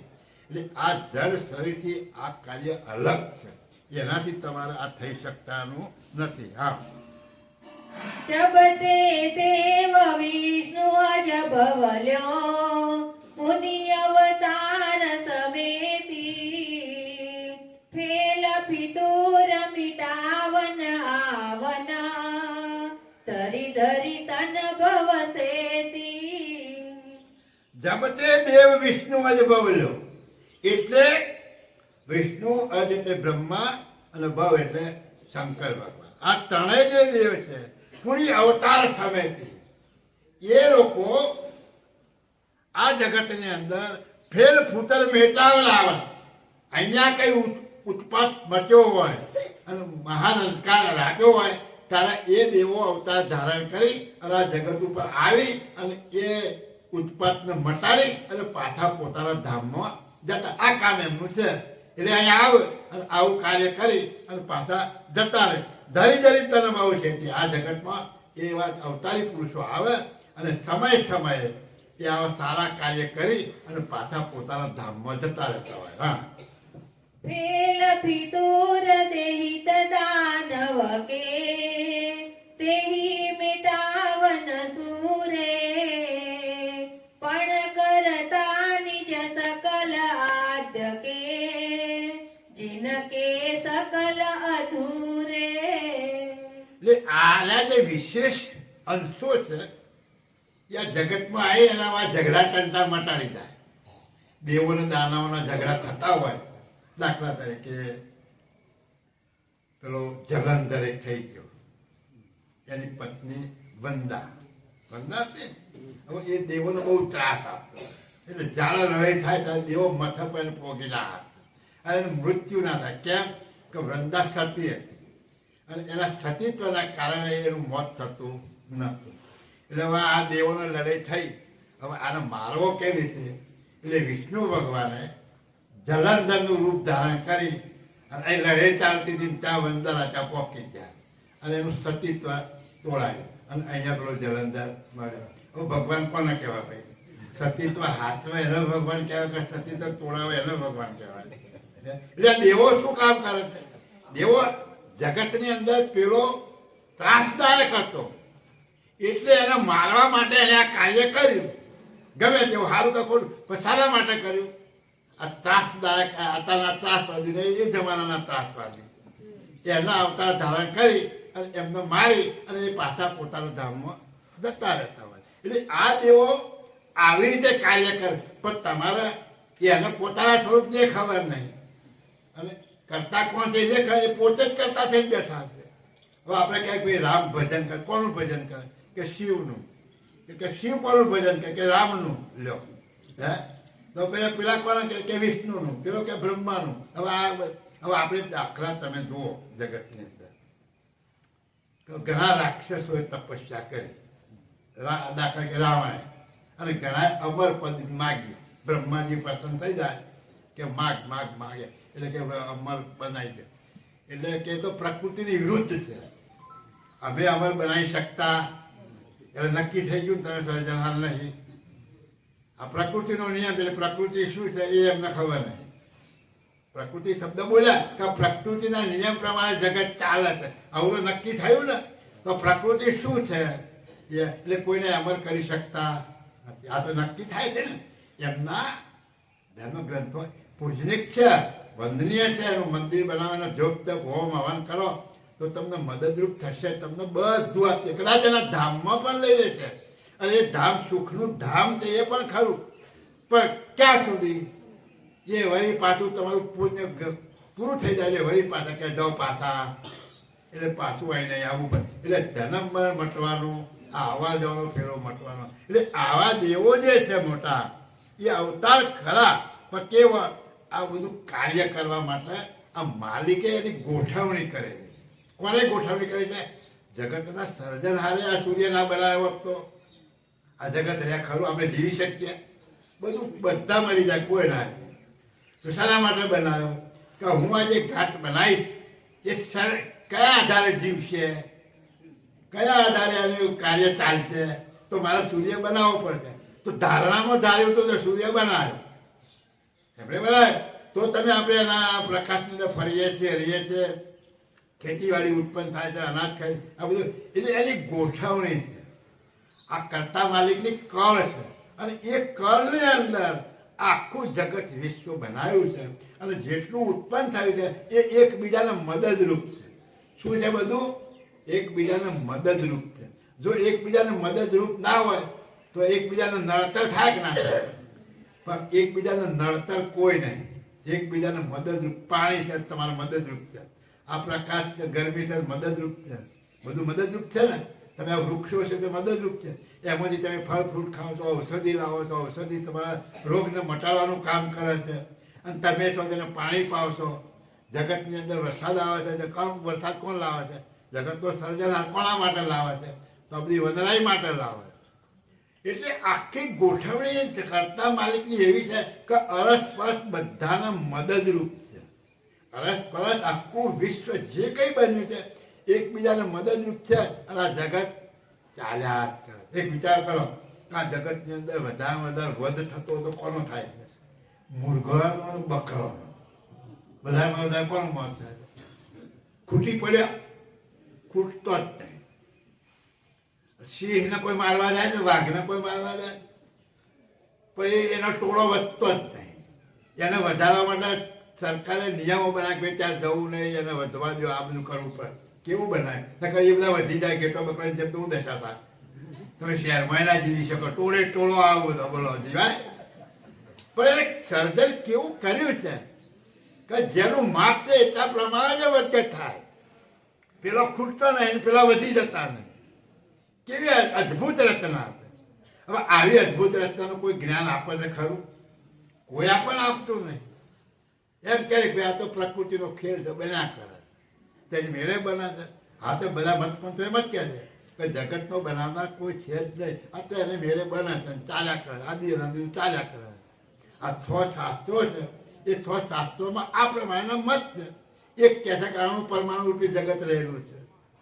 એક કહે છે આ તો કાયમ છે, આનો અંત જ નથી, આ ચાલ્યા જ કરવાનું છે. એ નિયમ છે પ્રકૃતિનો. બસ પ્રકૃતિનો નિયમ કર્યો, બધું જ્ઞાન એમાં આવી વાત પતી છે. પણ દયાળુ પરમ ગુરુએ વિગતવાર તમને યથાર્થ રીતે જ્ઞાન આપી અને સમજાવવાનો પ્રયત્ન કર્યો છે કે આ તું જગતને જોતા શીખ, અને જગતને જોતા શીખીશ તો તું નિર્ણય કરીશ કે આ જગતનો બનાવનાર કોક છે. પણ જગતને કેવી રીતે જોવું એ કોઈ મહાપુરુષોએ શીખવાડ્યું જ નથી. જો એ દ્રષ્ટિ તમારામાં આવે અને મોરને તમે જુઓ તો આ કલર કોણે પૂર્યો છે? એના ઈંડામાં તો પીળું સફેદ હતું. હે, ઈંડું હતું ને, અને ફૂડ ફોડો તો પીળું સફેદ હોય, પણ તૈયાર થયું એટલે કેટલું અદભુત. ચોમાસું, શિયાળોનું, નવું બધું એના ઉપર જાય, પણ એ કલર ઉડે છે. અને આપણે ગમે એટલો ઓઇલ પેન્ટ લાયા હોય, છોયલે ઉકળતો હોય તો એ ઉડી જાય. હે, ગમે એવા બૂટ લાયા હોય તો ગહાઈ જાય કે ના ગહાઈ જાય? ઉગાડા પગે કેટલી જાતિ આખી જિંદગી કાઢી જાય કે માણસ ગહાઈ ગયો, નકર અડધો ના થઈ જાય. ઘસાતો કેટલી રચના, અદભુત રચના કરી. હે, આ રચનાને તમે જોતા શીખો. સર્જનહાર કોક છે એવું નક્કી કોણ છે ભલે ના ખબર પડે કઈ નહીં, પણ નક્કી થાય કે સર્જનહાર કોઈ છે. આપણે ઓળખતા નથી, જાણતા નથી, પણ આ બનાવનાર તો કોક. એવી અદભુત રચના ક્યારે ખબર પડે કે તમે જોતા શું જોતા? જગતના જોતા શીખો. અરે તમે શરીરને જોવો તો ખબર પડે કે આ કોણે કેવું બનાવ્યું છે. આપણે ખાઈએ જ હમણાં ખાઈશું, બધું એક જ જગ્યાએ થાય ને, પણ કચરો જુદી જુદી જગ્યાએ નીકળે. પાણી જુદું નીકળે, મળ જુદો નીકળે, પરસેવો જુદો નીકળે. 9 દ્વાર છે, 9 દ્વારથી કચરો નીકળે. આંખોમાંથી ચીપડા, નાકમાંથી શેડા, કાનમાંથી બેર, બધે પરસેવા છિદ્રો છે, એમાંથી બધા કચરો જ કાઢે. શુદ્ધ કરવા માટે દયાળુ કેવી રચના કરી? પરસેવો નીકળે, લોહી ના નીકળે. એટલે બોલો, પરસેવો પાણી નીકળે, પાણી નીકળે, લોહી કેમ નહીં નીકળી જતું? હે, પાણી બહાર આવે, લોહી બહાર આવે. કેટલી અદભુત આ રચના તમે જોતા શીખો ને એટલે નક્કી થાય કે આનો બનાવનાર કહો.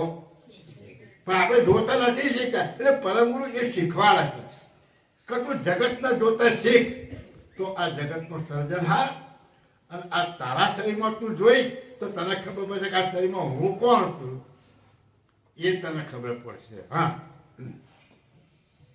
તેહિ અધુરન કરનન પરિપૂરન આચાર જન હુત કે બ્રહ્મ લક્ષ્ય તે મોક્ષ કરાઈત ન્યાય વિનાશ બહુત કે.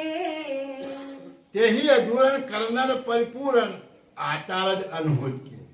એટલે આ ખબર નહીં પડે આચાર્યોએ અનહૂત વસ્તુ તમને સમજાય દે કે ભાઈ આના તું ભગવાન માન, આના માન, તે કર કે જે કહે તારો મોક્ષ કેવી રીતે થશે તે કે બતા. તો શું કહે છે કે બ્રહ્મ લક્ષ્ય મોક્ષ કરાય. એને બ્રહ્મનો લક્ષ્ય આપ્યો કે આ બ્રહ્મ એવું તત્વ છે અને એનું તું જાણીશ એટલે તું અહમ બ્રહ્માથી તું પોતે જ બ્રહ્મ છે. વાત પતી જાય, તારો મોક્ષ છે. આવું વળગાડી દીધું. તો બ્રહ્મ કેવું ભાઈ? તો કે સર્વવ્યાપક. બ્રહ્મ કેવું? સર્વવ્યાપક. ઠસ રસ ભરેલું. આમાંય બ્રહ્મ છે, આમાંય બ્રહ્મ છે, આમાંય બ્રહ્મ છે. ગાય, ભેંસ, કૂતરા બધામાં બ્રહ્મ ભરેલું છે. હવે તમે બ્રહ્મ હોય તો આ કર્મનો બદલો કોને ભોગવવાનો આવે? બ્રહ્મને જ ભોગવવાનો. હે, તો કે બ્રહ્મને તો ભાવ રહી છે, અક્રિય છે, અકર્તા છે, એને કશું લાગે વખતું એ તો નિરાળું છે. હવે એ નિરાળું છે અને તું બ્રહ્મ જેવો છે, તો આ કર્મ કોને લાગે? પણ આવા પ્રશ્નો કોઈ થતા જ નથી. સર્વવ્યાપક છે, બધામાં બ્રહ્મ જ છે. તો ભાઈ એક અજ્ઞાની એક જ્ઞાની કેમ? બધામાં એક જ હોય તો હું રડું તો તમે બધા રડવાના મળે, મને કોઈક લાભોમાં જ બધા લાગે. એક જ બ્રહ્મ બધામાં હોય તો અનુભવ બધાને ખરખો જ થવો જોઈએ. પણ કોઈ વિચાર કરતા નહીં. વાહ ભાઈ વાહ, સરસ બ્રહ્મ, હું અહમ બ્રહ્માત્મે, હું બ્રહ્મ છું, બસ મને કશું લાગતું વળગતું જ નહીં. એટલે એમના પેલા પાડા લાખલા જેવા બનાવી દીધા. આ જગતમાં ગમે એમ ફરો, બધો ખેતરથી ગમે એમ ચરો તમતા, તમને કશું નહીં લાગા વળગે. હે, તમને કર્મથી, સારા કર્મને ખોટા કર્મથી વિમુખ કરી દીધા લોકોએ. ખરેખર આ જગતના જીવાત્માઓ જે કર્મ કરે છે એ જ ભોગવા છે, બીજાને કઈ લેના દેના જ નથી. પણ જ્ઞાન કેવું વ્યાપકનું આપ્યું છે. તો વ્યાપક કશું ના કરી શકે. વ્યાપકમાં કોઈ ક્રિયા નથી, તો તમે તો બધી ક્રિયા કરો છો. તમે એટલે આ શરીરમાં એવી કઈ વસ્તુ છે જે ક્રિયા? આ બોલું છું, અવાજ શેમાંથી નીકળે છે? આકાશમાંથી નીકળે છે. બોલી રહ્યું છે, પણ અવાજ કાઢનાર કોણ છે? હે, આપણે પેલું ભજન છે ને, કયું ભજન? સદગુરુ વિના. બોલજો બે લીટી. સદગુરુ વિના જીવ સુરે જાણે બોલનારો છે કિયારે ઠેકાણે શબ્દ ઉચ્ચારે ને ધમકોણ તાણે તો એ પદ છે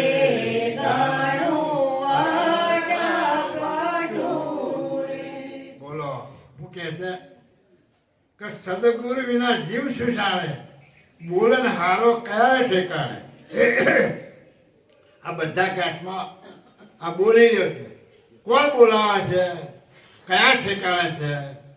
હે, છાતીમાં છે, પેટમાં છે, માથામાં છે, મગજમાં છે, ઢીચણમાં છે, આ ક્યારે જ બોલાવે છે? સદગુરુ વિના જીવ શું જાણે, બોલન હારો કયા ઠેકાણે. સદગુરુની ઓળખાણ કરાય આપે તમને કે આમાં કોણ બોલી રહ્યો છે. પેલા ક્યાં બોલે બીજો નહીં, હે પેલા ક્યાં બોલે, પણ અમારા તો શું છે કે બોલે બીજો. કેમ નક્કી કરી ચાલવું પડે ને કે ભાઈ પેટી બાજુ લઈને બેઠા હોય તો આમ ગોદોમાં આવે તો બોલે. આ તો ઘણી વખત આવે જ છે, પણ આપણે વારંવાર કેવું પડે સમજાવવાના કે આમ અવાજ નીકળે ના નીકળે. પણ પેલી ધમાન ખોલીને આમ હવા ભરીને પછી અડો તો ટૂં દઈને અવાજ આવે. પછી જે વગાડનારા હોય ને સા રે ગ મ પ બોલાવના હોય તો કોણ બોલે છે? પેટીવાન. કોણ બોલે છે? પેટીવાન બોલે છે. બોલાવે છે કોણ? ઉપર બેઠો એ. કોણ બોલાવે છે? ઉપર બેઠો એ બોલાવે છે. અને બોલે છે કોણ? અવાજ સમય નીકળે છે પેલા સાધનમાં અવાજ નીકળે. પછી કયો અવાજ નીકળે છે? પેલો ઈચ્છા કરે છે એ અવાજ નીકળે છે. તો આખો પેટી બાજુ છે. આ શરીર છે પેટી બાજુ છે. ધમણ કઈ છે? આ શ્વાસોશ્વાસ કે છે ધમણ છે. એ શું છે? ધમણ છે. અને પેલો સ્વીચો કઈ છે? આ 100 ચક્રો છે સ્વીચો છે તમારે. 100 ચક્રો છે સ્વીચો છે. હવે એના ઉપર મન પ્રણવની એકતાથી અક્ષરની ઉત્પત્તિ થાય. એ બોલાવનારો વાજાના ઉપર બેઠો છે. આ વાજુ છે. હવે અવાજ સમજી નીકળે છે. અત્યારે હું કથા કરી વાજુ ક્યાં? વાજામાં જ અવાજ નીકળે છે ને. હવે તો અહીં નીકળે છે ને તો કોણ કાઢે છે? પેલો ચૈતન્ય અંશ છે ને એ આ બોલાવરાવે છે. એટલે કહે છે કે બોલન હારો કયારે ઠેકાણે, શબ્દ ઉચ્ચારે દમ કોણ તાણે. આ શ્વાસોશ્વાસ ઊંઘી જઈએ તો એ ચાલુ, કામ કરીએ તો એ ચાલુ, નાતા હોય તો એ ચાલુ, ખાતા હોય તો કોણ શ્વાસોશ્વાસ કોણ લે છે? લેવો પડે છે કે ક્રિયા ચાલુ છે? કોણ કરાવે છે? જગતમાં પૂછો તો ખરા, જવાબ નહીં હરકો મળે. એનો જવાબ સરખો આપણને પ્રાપ્ત થઈ શકતો નથી. એટલે દયાળુ કહે છે કે આ બોલનારો કોણ? એટલે બધા શું કહે છે કે બોલાય બીજો નહીં. તો અહીં તો નક્કી થયું કે બોલાય બીજું બોલે છે, વાજુ બોલે છે, અને બોલાવનારો તો જુદો છે. તાર જગત શું કહે છે કે બોલે બીજો. એટલે તો કોને માને છે? હું કોને માની બેઠા છે? આ નાદને હું માની બેઠા છે. આવા ચલો આ નાદ સંભળાય છે ને, અહીંથી નાદ નીકળે છે અને તમે સાંભળો છો શું? નાદને સાંભળો છો. કોને સાંભળો છો? નાદને. એટલે નાદ છે એ જ તું છે. એટલે બધામાં એ જ બોલી રહ્યો છે. બોલનારો બીજો કોઈ છે? આમ આનંદી એની છે. અહમ બસમાં સમજી લેજો. આ તમને રીત સમજાવું છું કે બોલે બીજો ને તે કોને હું માની બેઠા છે? નાદ નથી. મળતું પડે પછી નાદ નીકળે માંથી. કેમ ના નીકળે? હે બોલન હારો નહીં નકર પેલો તો મેં ભરેલો છે જ. ઊંચું પૈન પછાડજો ઢફ દે અવાજ આવશે. મેં ભરેલું તો છે જ. પણ બોલે ના કેમ ના બોલે? પેલો બોલાવનારો જતો વાજુ તો પડ્યું છે. એટલે દયાળુ કહે છે આ રીતે તમે સમજવાનો પ્રયત્ન કરો. સારા સારું પરમ ગુરુનું જ્ઞાન એવું સચોટ છે, પણ તમે મથો તો જડે એવું છે નકર ના. એટલે ગુરુ પાસે જવું પડે. ગુરુ પાસે કયા જવું પડે? આ જાણવા માટે બધા પડીકો જ મૂકેલો હોય. એટલે કહે છે કે બોલે ને હારો કયા ઠેકાણે, શબ્દ ઉચ્ચારે દમ કોણ તારે.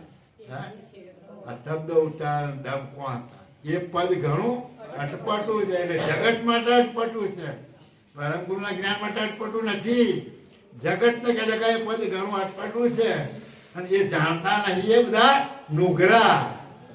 એ જાણતા નહીં એ બધા નુગરા. તો જાણી લો, કંઠીઓ બંધાઈને સુગરા ના થઈ જશો. હા તમે જાણો. હા તેહી ઉતરિત કે કહત અનુભવા, બ્રહ્મ લક્ષ જન તારે, જીવ ઈશ્વર કો કરી એકતાયના, અલગ વિના કો ઉધારે. તેહી ઉત ઈત કે કહત અનુભવ, બ્રહ્મ લક્ષ જનતારે. આ આચાર્યો, આ પંડિતો, આ ગુરુએ આ બ્રહ્મ આ બાજુ તે બાજુ આ બ્રહ્મની લક્ષની વાત કરી અને તારા જન્મ મરણ મટી જશે એવું કહી દીધું. જીવ ઈશ્વર કી કરી એકતા, અને જીવ અને ઈશ્વર સ્થાપિત કરીને એકતા કરાવી દીધી. તો જીવ કોને કહેવો અને ઈશ્વર કેવો કોને કહેવો? હવે એ આખું જગત જીવ જીવ કરે છે. બધા આત્મા આત્મા કહે છે. મીરાભાઈ બોલી ગયા આત્માને ઓળખ્યા વિના લક્ષ 84 નહીં. નરસિંહ મહેતા બોલી ગયા, આત્મ તત્વ ચીના વિના સર્વ સાધના જૂઠી, બધું બોલ્યા ગયા. અને બધા જ ધર્મ સંપત્તિ કહે ભાઈ આત્માને ઓળખવો પડશે. તો આત્મા છે શું, કોને કેવો આત્મા, તો એનો ખુલાસો ના જાણે.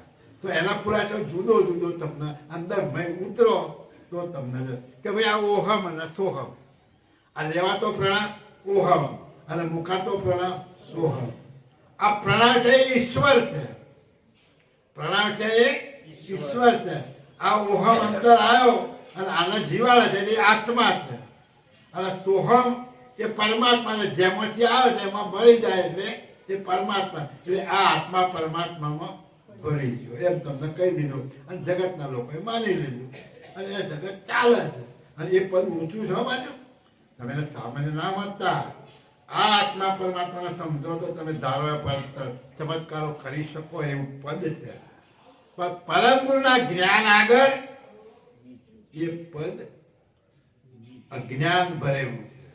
અજ્ઞાન ભરેલું એટલે હું કોણ છું એમાં જ્ઞાન નથી, સર્જનહાર કોણ છે એમાં જ્ઞાન નથી. વિભૂતિનું જ્ઞાન શાનું છે, વિભૂતિનું જ્ઞાન. અને એ વિભૂતિ પ્રાપ્ત કરો તો તમારી જગતમાં પૂજા થાય, તમારું એ મંદિર બને, તમારી એ ધજાઓ ફરકે. કેમ કે તમે જગતમાં પરચા આપ્યા. જગત છે ને માને છે, પરચા ના માને. આ પરચા આપ્યા તો મંદિરો થયા છે.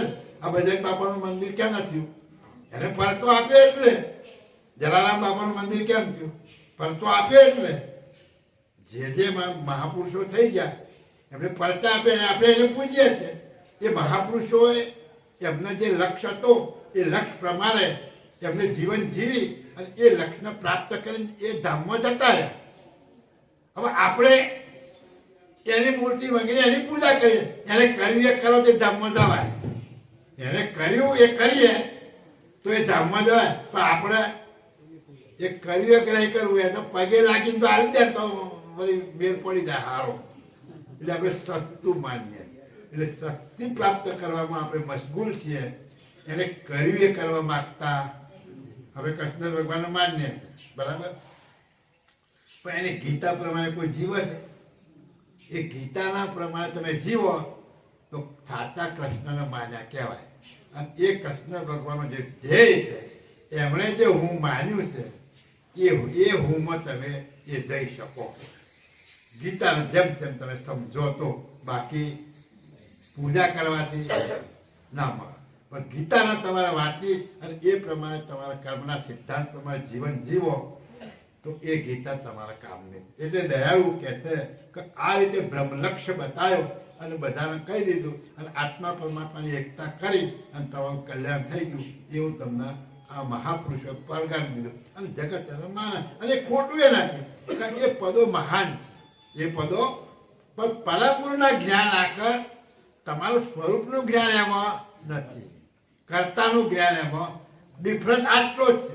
બાકી એ લોકોનું જ્ઞાન મહાન છે, એ બધા પૂજનિક ને વંદનીય છે, એમાં ના નહીં. હા, એક બ્રહ્મ અદ્વૈત કહણ में आई गए सब सारे कवण लक्ष्य ते ईश अलग रही जग के जंत उबारे. एक ब्रह्म अद्वैत कहण में आई गए सब सारे. એક અદ્વૈત બ્રહ્મ ઠાસરસ બધા ભરેલું છે અને આખું જગત બ્રહ્મરૂપ છે. તો બધા એમાં આવી ગયા બ્રહ્મમાં. દેવી દેવતા દેવ દાનવ માનવ પશુ પંખી ઢોળ ઝાકર આ ઘાટ પાત કરી દો તો એની અંદર બ્રહ્મ સિવાય બીજું કશું ખરું. એટલે એ રીતે આ લોકોએ આચાર્ય કીધું કે એક બ્રહ્મની અંદર બધું જ આવી ગયું. તો દયાળુ પ્રશ્ન કરે છે. કેવો પ્રશ્ન કરે તો કવા લક્ષ્ય તે ઈશ અલગ રહી. તો કયા લક્ષથી ઈશ્વર આનાથી અલગ રહ્યો? તમે ઈશ્વરને મહાન ગણો છો તો હવે ઈશ્વર કઈ રીતે અલગ રહ્યો? બધા અદ્વૈત બ્રહ્મ ભરપૂર વ્યાપક બ્રહ્મ સિવાય કશું થાય છે તો તમે ઈશ્વર તરીકે કોની સ્થાપના કરો છો? કવા લક્ષતે ઈશ અલગ રહી જગ કે જંત ઉભારે. અને એ અલગ રહીને આ જગતના જીવોનો તારા એવો તમારો કયો ઈશ્વર તમે સાબિત કરી આપો? તમે બ્રહ્મનો વ્યાપક ભરપૂર કહ્યું અને શ્રેષ્ઠ પદ કહ્યું, તો આમાં ઈશ્વર કયો? જો ઈશ્વર જુદો કહેવા જશો તો બ્રહ્મ જુદું થઈ જશે. તો બ્રહ્મ શું છે પાછું? આ બધી તમે આટી બૂટી ક્યારે સુલઝાય? એનો અભ્યાસ કરો તો, અને અભ્યાસ કરીને મનન કરી અને જ્ઞાની પુરુષો સાથે બેસતો અને એ જ્ઞાનને સમજવાનો જો પ્રયત્ન કરો તો આ બધું સરળ બને. પણ આપણે એ પ્રયત્ન કરતા નથી. સરળતાથી વસ્તુ મળી જાય એવો રસ્તો હોઈએ. એક માનતા માનો એટલે આપણું કામ થઈ ગયું, વાત પૂરી થઈ જાય. હવા છે પેડા ચડાવી એટલે વાત પૂરી થઈ ગઈ. બીજું જે તત્વ થવા દો. આખું જગત આમાં હે આમ બીજું કઈ ખરું? પેડા માને કે નારિયેળ માને કે વળી કોક બહુ આગળ વધી જાય તો બકરો માને. એટલે આપણે બકરો વધી જાય હે મય બ્રહ્મ તું એ બ્રહ્મ તું એ આ બધું ક્યાં મેળ? એટલે એક દયાળુ કહે છે કે તમે જ્ઞાનમાં, આપણા સંપ્રદાયનું નામ શું છે? જ્ઞાન સંપ્રદાય છે. એટલે શ્રેષ્ઠમાં શ્રેષ્ઠ જ્ઞાન છે. અને જ્ઞાન તમને તારે. કોણ તારે? જ્ઞાન. કયું જ્ઞાન તારે? સત્ય મુદ્દાનું જ્ઞાન તારે. બધું જ્ઞાન નહીં. ધૂણવાનું જ્ઞાન છે. ધૂણતા આવડવું જોઈએ, નકર થાકી જાય. હે એટલે જ્ઞાન સંપ્રદાય. કયું જ્ઞાન? હું કોણ, મારો માલિક કોણ, આ જગતને બનાવનાર કોણ, એ જ્ઞાન સંપ્રદાયની અંદર એનું જ્ઞાન તમને સમજાવે. જ્ઞાન તો જગતમાં ભરપૂર ભરેલું જ છે. આખા આ બ્રહ્મવાદી જે પુરુષો થઈ ગયા, આખા બ્રહ્માંડનું જ્ઞાન કરતેલું, એક તત્વોનું, આખા ખગોનું, એક સૂર્ય ચંદ્ર તારા, આ શરીરની 72,000 નાડું, બધું જ્ઞાન એમણે કર્યું. અને છેવટમાં છેવટ બ્રહ્મ તત્વને એમણે નક્કી કર્યું. તો બ્રહ્મના આપણે શું માનીએ છીએ? કે ભાઈ કૈવલનો પ્રકાશ. તો બ્રહ્મના અને કૈવલને છેટું કેટલું? હવે એ જ્ઞાન તમારે સમજાવવું પડે ને. જે મહાપુરુષો બ્રહ્મની સાથે એકતા કરી એનો મા બાપજીએ ધન્યવાદ આપ્યા અને કહ્યું કે બ્રહ્મ હિ કે જાને બિના પાર ન તો પાવત કોઈ, બ્રહ્મ હિ કે જાને બિના સંશય દહત નહીં. તમારે બ્રહ્મને તો જાણવું જ પડશે. બ્રહ્મને જાણ્યા સિવાય આ પદ સમજી શકાય એવું. એટલે જ આવું બોલ્યા, પેલા ગ્રંથોમાં બોલ્યા કે મારી વાતને બ્રહ્મ સિદ્ધાંતિ, બ્રહ્મદર્શી કે બ્રહ્મ વેદતા જ સમજી શકશે, બીજા નહીં સમજી શકે. કેમ? એ બ્રહ્મપદ સુધી જે પહોંચાય એને બધું છોડી દીધું છે.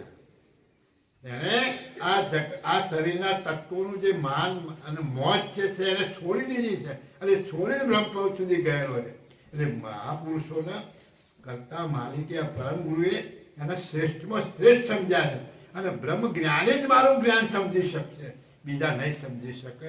એવી સરાહના કરે છે દયાળુ પરમ ગુરુ. હા, इष्टदेव उपमाय करन में तुमको कही न वसूजे, अरे अंध ज्ञान विनागमा ईश्वर किए अबूझे. ઈષ્ટદેવ ઉપમાય કરન મેં તુમકો કઈ ન સૂજે. આ બધું કોને કહે છે ખબર છે? જે જગતમાં ગુરુઓ અને આચાર્યો થઈ જાય છે, વળગાડે રાખે એમને કહે છે. જ્ઞાનીઓની વાત નહીં થતી. જ્ઞાનીઓ તો વખાણે કે ઋષભદેવ કે જે પેલા એ થઈ ગયા, થનકાદિકો થઈ ગયા, એમને તો દયાળુ વખાણ કરેલા. પરમ ગુરુ પેલા પદ્મમાં બોલ્યા ને કે જનક સનક સુખદેવજી ધરી ધ્યાનમાં લાવે, સહસ્ત્ર 88 અનંત કોટી જાતા જસ ગાવે. જનક રાજા થઈ ગયા, સનકાદિકો થઈ ગયા, સુખદેવજી થઈ ગયા. એ આ બ્રહ્મને જેમ જેમ જાણ્યું છે એમનું જન્મ મરણ મટી ગયું છે. એ સ્વરૂપે નથી પણ જન્મ મરણ મટી ગયા. એટલે દયાળુ પરમના વખાણ ગાય, પણ બાકીના બધા એનો જસ જ ગાઈએ. આપણે શું કરીએ છીએ? આપણે આ જસ જ કહીએ છીએ. અનુભવ હોય તો ઉભા થઈ જવું કોઈ? હે એટલે અનુભવ કરવાનું શીખવાડે છે. આ જ્ઞાનથી તમારે અનુભવ કરવાનો. અને એ અનુભવ તમે કરશો તો તમારા સ્વરૂપનો અનુભવ કરી અને કર્તાની સાથે એકતા કરી શકશો. એટલે દયાળુ કહે છે કે તેહી ઈષ્ટદેવ ઉપમાય કરન મેં તુમકુ નહીં સૂજે. એટલે તમે ગમે તેમ બધાને ઈષ્ટદેવ થાપી દેખ્યા, તમને સાચા સંધાનાની સૂઝ પડી. કોને કહે છે? આ જત વળગાડા છે એવા આચાર્યો પરમ ગુરુ કહે છે. અરે અંધ અજ્ઞાન વિનાગમ ઈશ્વર કિયે અબૂજે. અરે અજ્ઞાની, તમને અજ્ઞાન એટલું બધું લાગેલું છે કે તમને ગમ જ પડી નહીં, વિના ગમ પડી નહીં. ઈશ્વર કી આવું છે, તમે અંધારામાં ઈશ્વરની સ્થાપના કરી દીધી. તમને ઈશ્વરનું સ્થાન ખબર નથી કે ઈશ્વર કોને કહેવાય કે શું કહેવાય એ સમજી શક્યા નથી. અને તમે અમથા અમત આ જગતના સર્જનહારની ઉપમા તમે બીજા દેવોને આપી દીધી કે આ જગતના સર્જનહાર. હા, व्याप सदंतर सुरति कहन में किए सकल विलानो पण निज करता करत सकल से न्यारे लहित न ज्ञानो. व्याप स्वतंत्र श्रुति कहन में किए सकल અવિલોન. વેદો પહેલા શું હતું? શ્રુતિ અને સ્મૃતિ હતી. એટલે શ્રુતિ દ્વારા તમે આ જાણી અને આ બ્રહ્મ વ્યાપક છે એવું તમે કહી દીધું કે વ્યાપ સ્વતંત્ર શ્રુતિ કહન મેં કિએ સકલ અવિલાનો. અને બધા જ એનું અવિલાન કરી અને બધા એનું ભજન કરે છે. પણ શું કહે છે કે પણ જે કરતા કરતા સકલ હતું. પણ આ આખું જે જગત જોઈ રહ્યા છો એ આખા બ્રહ્માંડ ભરના આખા કૃતને બનાવનાર કોણ છે? ન્યારે લહિત ન જ્ઞાનો. એ આખા જગતથી જુદા છે અને એનું જ્ઞાન તમને નથી. લહિત ન જ્ઞાનો, એને તમે જાણતા નથી. અને નથી જાણતા એટલે કરતા કેવી રીતે તમે સમજાવી શકો?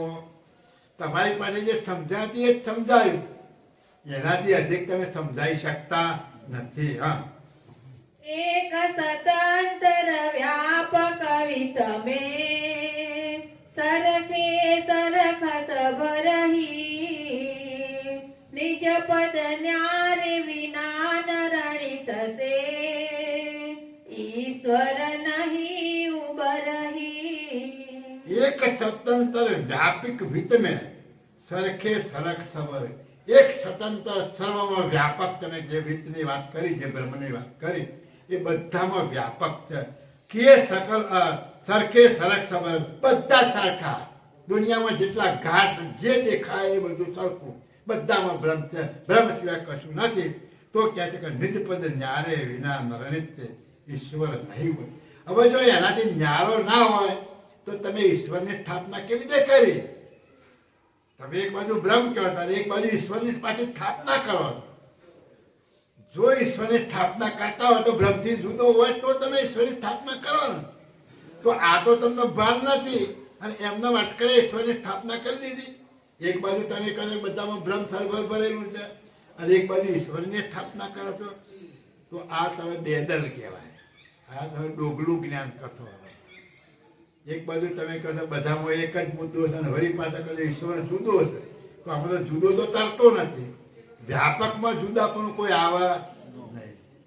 કોઈ પણ વસ્તુને તમે વ્યાપક કહો તો વ્યાપકમાં તમે મુદ્દાને માનો તો એનાથી બીજું તમને જડા નહીં. એ જ મુદ્દો બધામાં રહેલો એવું નક્કી થાય. હા, ईश्वर सहित अखिल सबराबर सरखे सरखस कोई तो अज्ञान मिटे को कब से रहे सकल भव भोई.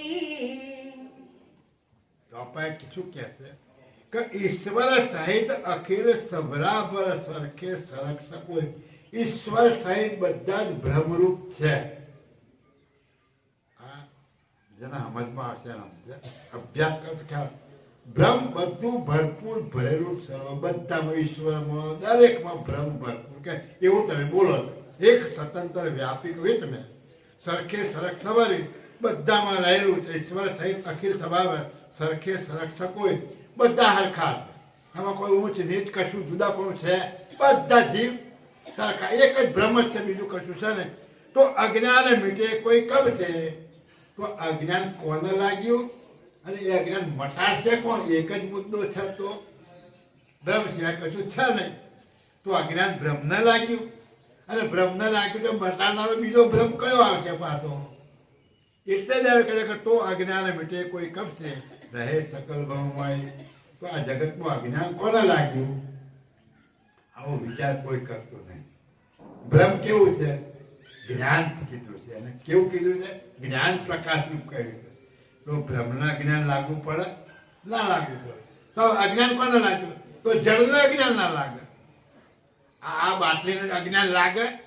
આ દારૂ પીવા જાય, આ કોઈને મારવા જાય, આ કોઈને પુણ્ય કરવા જાય, આ કોઈની સેવા કરવા જાય, તો એને જળ કહેવાય. તો સેવા કરવા કોણ જાય? કોઈનામાં ભાવ હોય તો જાય. તો ભાવ કોનામાં હોય? તો ચેતનમાં હોય. કઈ ખાવાની ઈચ્છા કોને થાય? આને થાય, આપણને થાય. તો આમાં કોણ ચેતન છે? આમાં જ પેલું નીકળી ગયું હોય તો પછી આને પાણીની ઈચ્છા થાય તો કોના થતી હતી? આવું કે છે તમે વિચારતા જ નથી. તમને સમજાવી દીધું અને ઠોકે જ રાખો તો જીવોને આંધળે બેરું ઠોકાઈને તમે બધાતા વળગાડી દીધા. એટલે દેવ કહે છે કે તો અજ્ઞાન મીટે કોણ કપશે રહે સકલ ભવમાહી.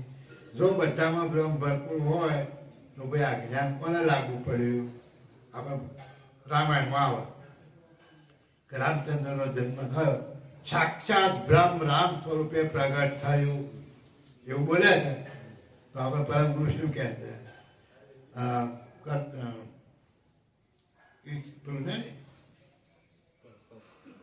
કોને ગુરુ કર્યા કે રામચંદ્ર વશિષ્ઠ કો કરતા પણ ગુરુ કે 14 લોક ભાગે ગળે ગુરુ આગે આદિ. તમે એના સાક્ષાત બ્રહ્મરૂપી અવતાર કયો છો? તો ભાઈ આ ગુરુ ભાવ કરવા ગયા. ગુરુ કરાય ને રામચંદ્ર વશિષ્ઠ કો કરતા પણ ગુરુ કે તમે કહો 14 લોક ભાગે ગળે ગુરુ આગે આદિ. 14 લોક ભાગવાનું કામ કરે, સર્જન કરવાનું કામ રામ કરતા હોય તો ગુરુએ શું આપ્યું તમને? હે અજ્ઞાન કેને લાગુ પડ્યું? ખરેખર આ બધા શબ્દો વિચારવા જેવા.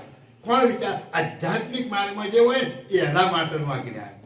જે આરતી પૂજા સેવા કરે એની વાત નહીં થતી. અહીં કોની થાય? જ્ઞાની પુરુષોની વાત. કયા જ્ઞાની? કે જે ખોજ કરે છે આ જગત તત્વોની વાત કરતા શું વસ્તુ રહી છે એવી જે ખોજ કરે છે એના માટે ગુરુ પ્રશ્નો પૂછે છે કે તમે રામને સાક્ષાત બ્રહ્મ કહેતા હોય તો અજ્ઞાન કોને લાગુ પડ્યું?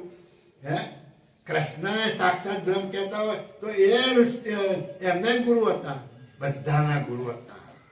બધા ગુરુ પાસેથી જ્ઞાન પ્રાપ્ત કર્યું હતું.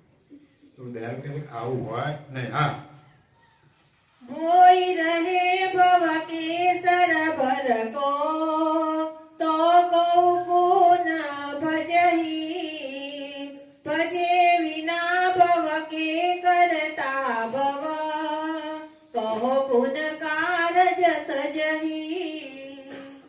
तो मोई रहे भव में सरभर में તો કો કીધું ભજે? બધામાં બધું કોણ કોને ભજે? બધા હરખા છે તો હું તમને બધું તમે ભજે એવું બધું બને? બધામાં બધું સરખું હોય તો કોણ કોને ભજે? તો કોઈને ભજવાનું આવતું નથી. ભજે વિના ભવ કે કરતા ભવ કહો કોણ કાળ થરી. તો આ જગતનું જગતના હાલ ના હોય તો આ લોકો કોને ભજે? બધા ભજતા ભજતા હેડ્યા. એક બાજુ બધા ભરપૂર બ્રહ્મ ભરેલું છે તો એ બધા કોનું ભજન કરે? કોને ખગરે છે? એકબીજાને તો ખગરતા ખગરતા ચાલ્યું હોય જગત આખું. હે એક બીજો દાખલો રામાયણમાં. રામે વિષ્ણુનો અવતાર અને પરશુરામે વિષ્ણુ અવતાર. અને ધનુષ બાણ તોડીને ક્રોધે ભરીને આવી જાય પરશુરામ. હે કેમ તોડી? કોણ છે તું? એટલે તું તને નહીં ઓળખતો? તું એ વિષ્ણુ છે પેલો વિષ્ણુ. તો આપણે એક બે બરાબર હવે તું આવ્યો હું જતો એકમાં બે આવ્યા. એ બહુ વિચારવા જેવી બધી બાબતો. સારું છે રામાયણની અંદર કહેવાનો અર્થ જુદો હોય તો આપણે સમજી શકતા નથી એટલે એને સમજવાનો પ્રયત્ન કરવો પડે. પણ કહેવાનું અહીંયા જ્ઞાનમાં શું કહેવાય કે ભાઈ એક બેમાં કેવી રીતે પેદા થયો? આ બધું વિચારવા જેવું. એટલે પરમ ગુરુનું જે જ્ઞાન સંપ્રદાય છે એ જ્ઞાનથી તમારે સમજવાનું. અને જ્ઞાનથી સમજશો તો આનું રહસ્ય તમને પ્રાપ્ત થશે, નહીં તે પ્રાપ્ત થાય એવું નથી. એટલે દયાળુ પરમ ગુરુ આ જગતના વિશે આવી અને આ જગતની અંદર આ ઘાટની અંદર ચલાવનાર ચૈતન્ય મુદ્દો શું છે અને આ જગત જે જોઈ રહ્યા છે એ જગતને બનાવનાર વસ્તુ શું છે એનું જ્ઞાન. બાકી બધું જ્ઞાન આ મહાપુરુષોએ સંશોધન કરીને આપેલું જ છે જગતના. જે 4 વેદોની અંદર જે ઋષિ મુનિઓ સંતો છે આખા બ્રહ્માંડનું જ્ઞાન ભરપૂર ભરેલું છે. ફક્ત આ બે મુદ્દા માટે જ કયાનું નહીં આપવું પડે. કયા બે મુદ્દા? આ શરીરને ચલાવનાર ચેતન કોણ અને આ જગતને બનાવનાર સર્જનહાર. એટલા જ્ઞાન માટે જ આવેલું અહીં આવ્યા અને એ જ્ઞાન એમણે આપણને આ 15 ગ્રંથોની અંદર આપણને મૂકીને ગયા છે અને એ ગ્રંથો દ્વારા આપણને જે લક્ષ્ય મળ્યો એ લક્ષ્ય ગ્રંથોમાં નથી, એ ગુરુ પરંપરામાં ચાલ્યું આવે અને એ લક્ષ્યની અંદર તમારા સ્વરૂપનું હાર્દ રહેલું છે. એ હાર્દનો અનુભવ કરવા માટે આ 15 ગ્રંથોની રચના તમારે સમજવી પડશે અને એ સમજી અને એ ન્યાયે અને એ રીતે તમે વર્તન કરશો તો એ લક્ષ્યમાં તમને જે મુદ્દો સમજાવે છે એનો અનુભવ તમે કરી શકશો. શિવત કરુણા સાગર ભગવાન કી જય, કૈવલ રામ કી જય, મોહનદાસજી મહારાજ કી જય, ભગવાનદાસજી મહારાજ મહારાજ કી જય, ગુરધનદાસજી મહારાજ મહારાજ કી જય. કથા પૂર્ણાહુતિ ગાય જય જય સાત કૈવલ સાહેબ. સાત કૈવલ સાહેબ.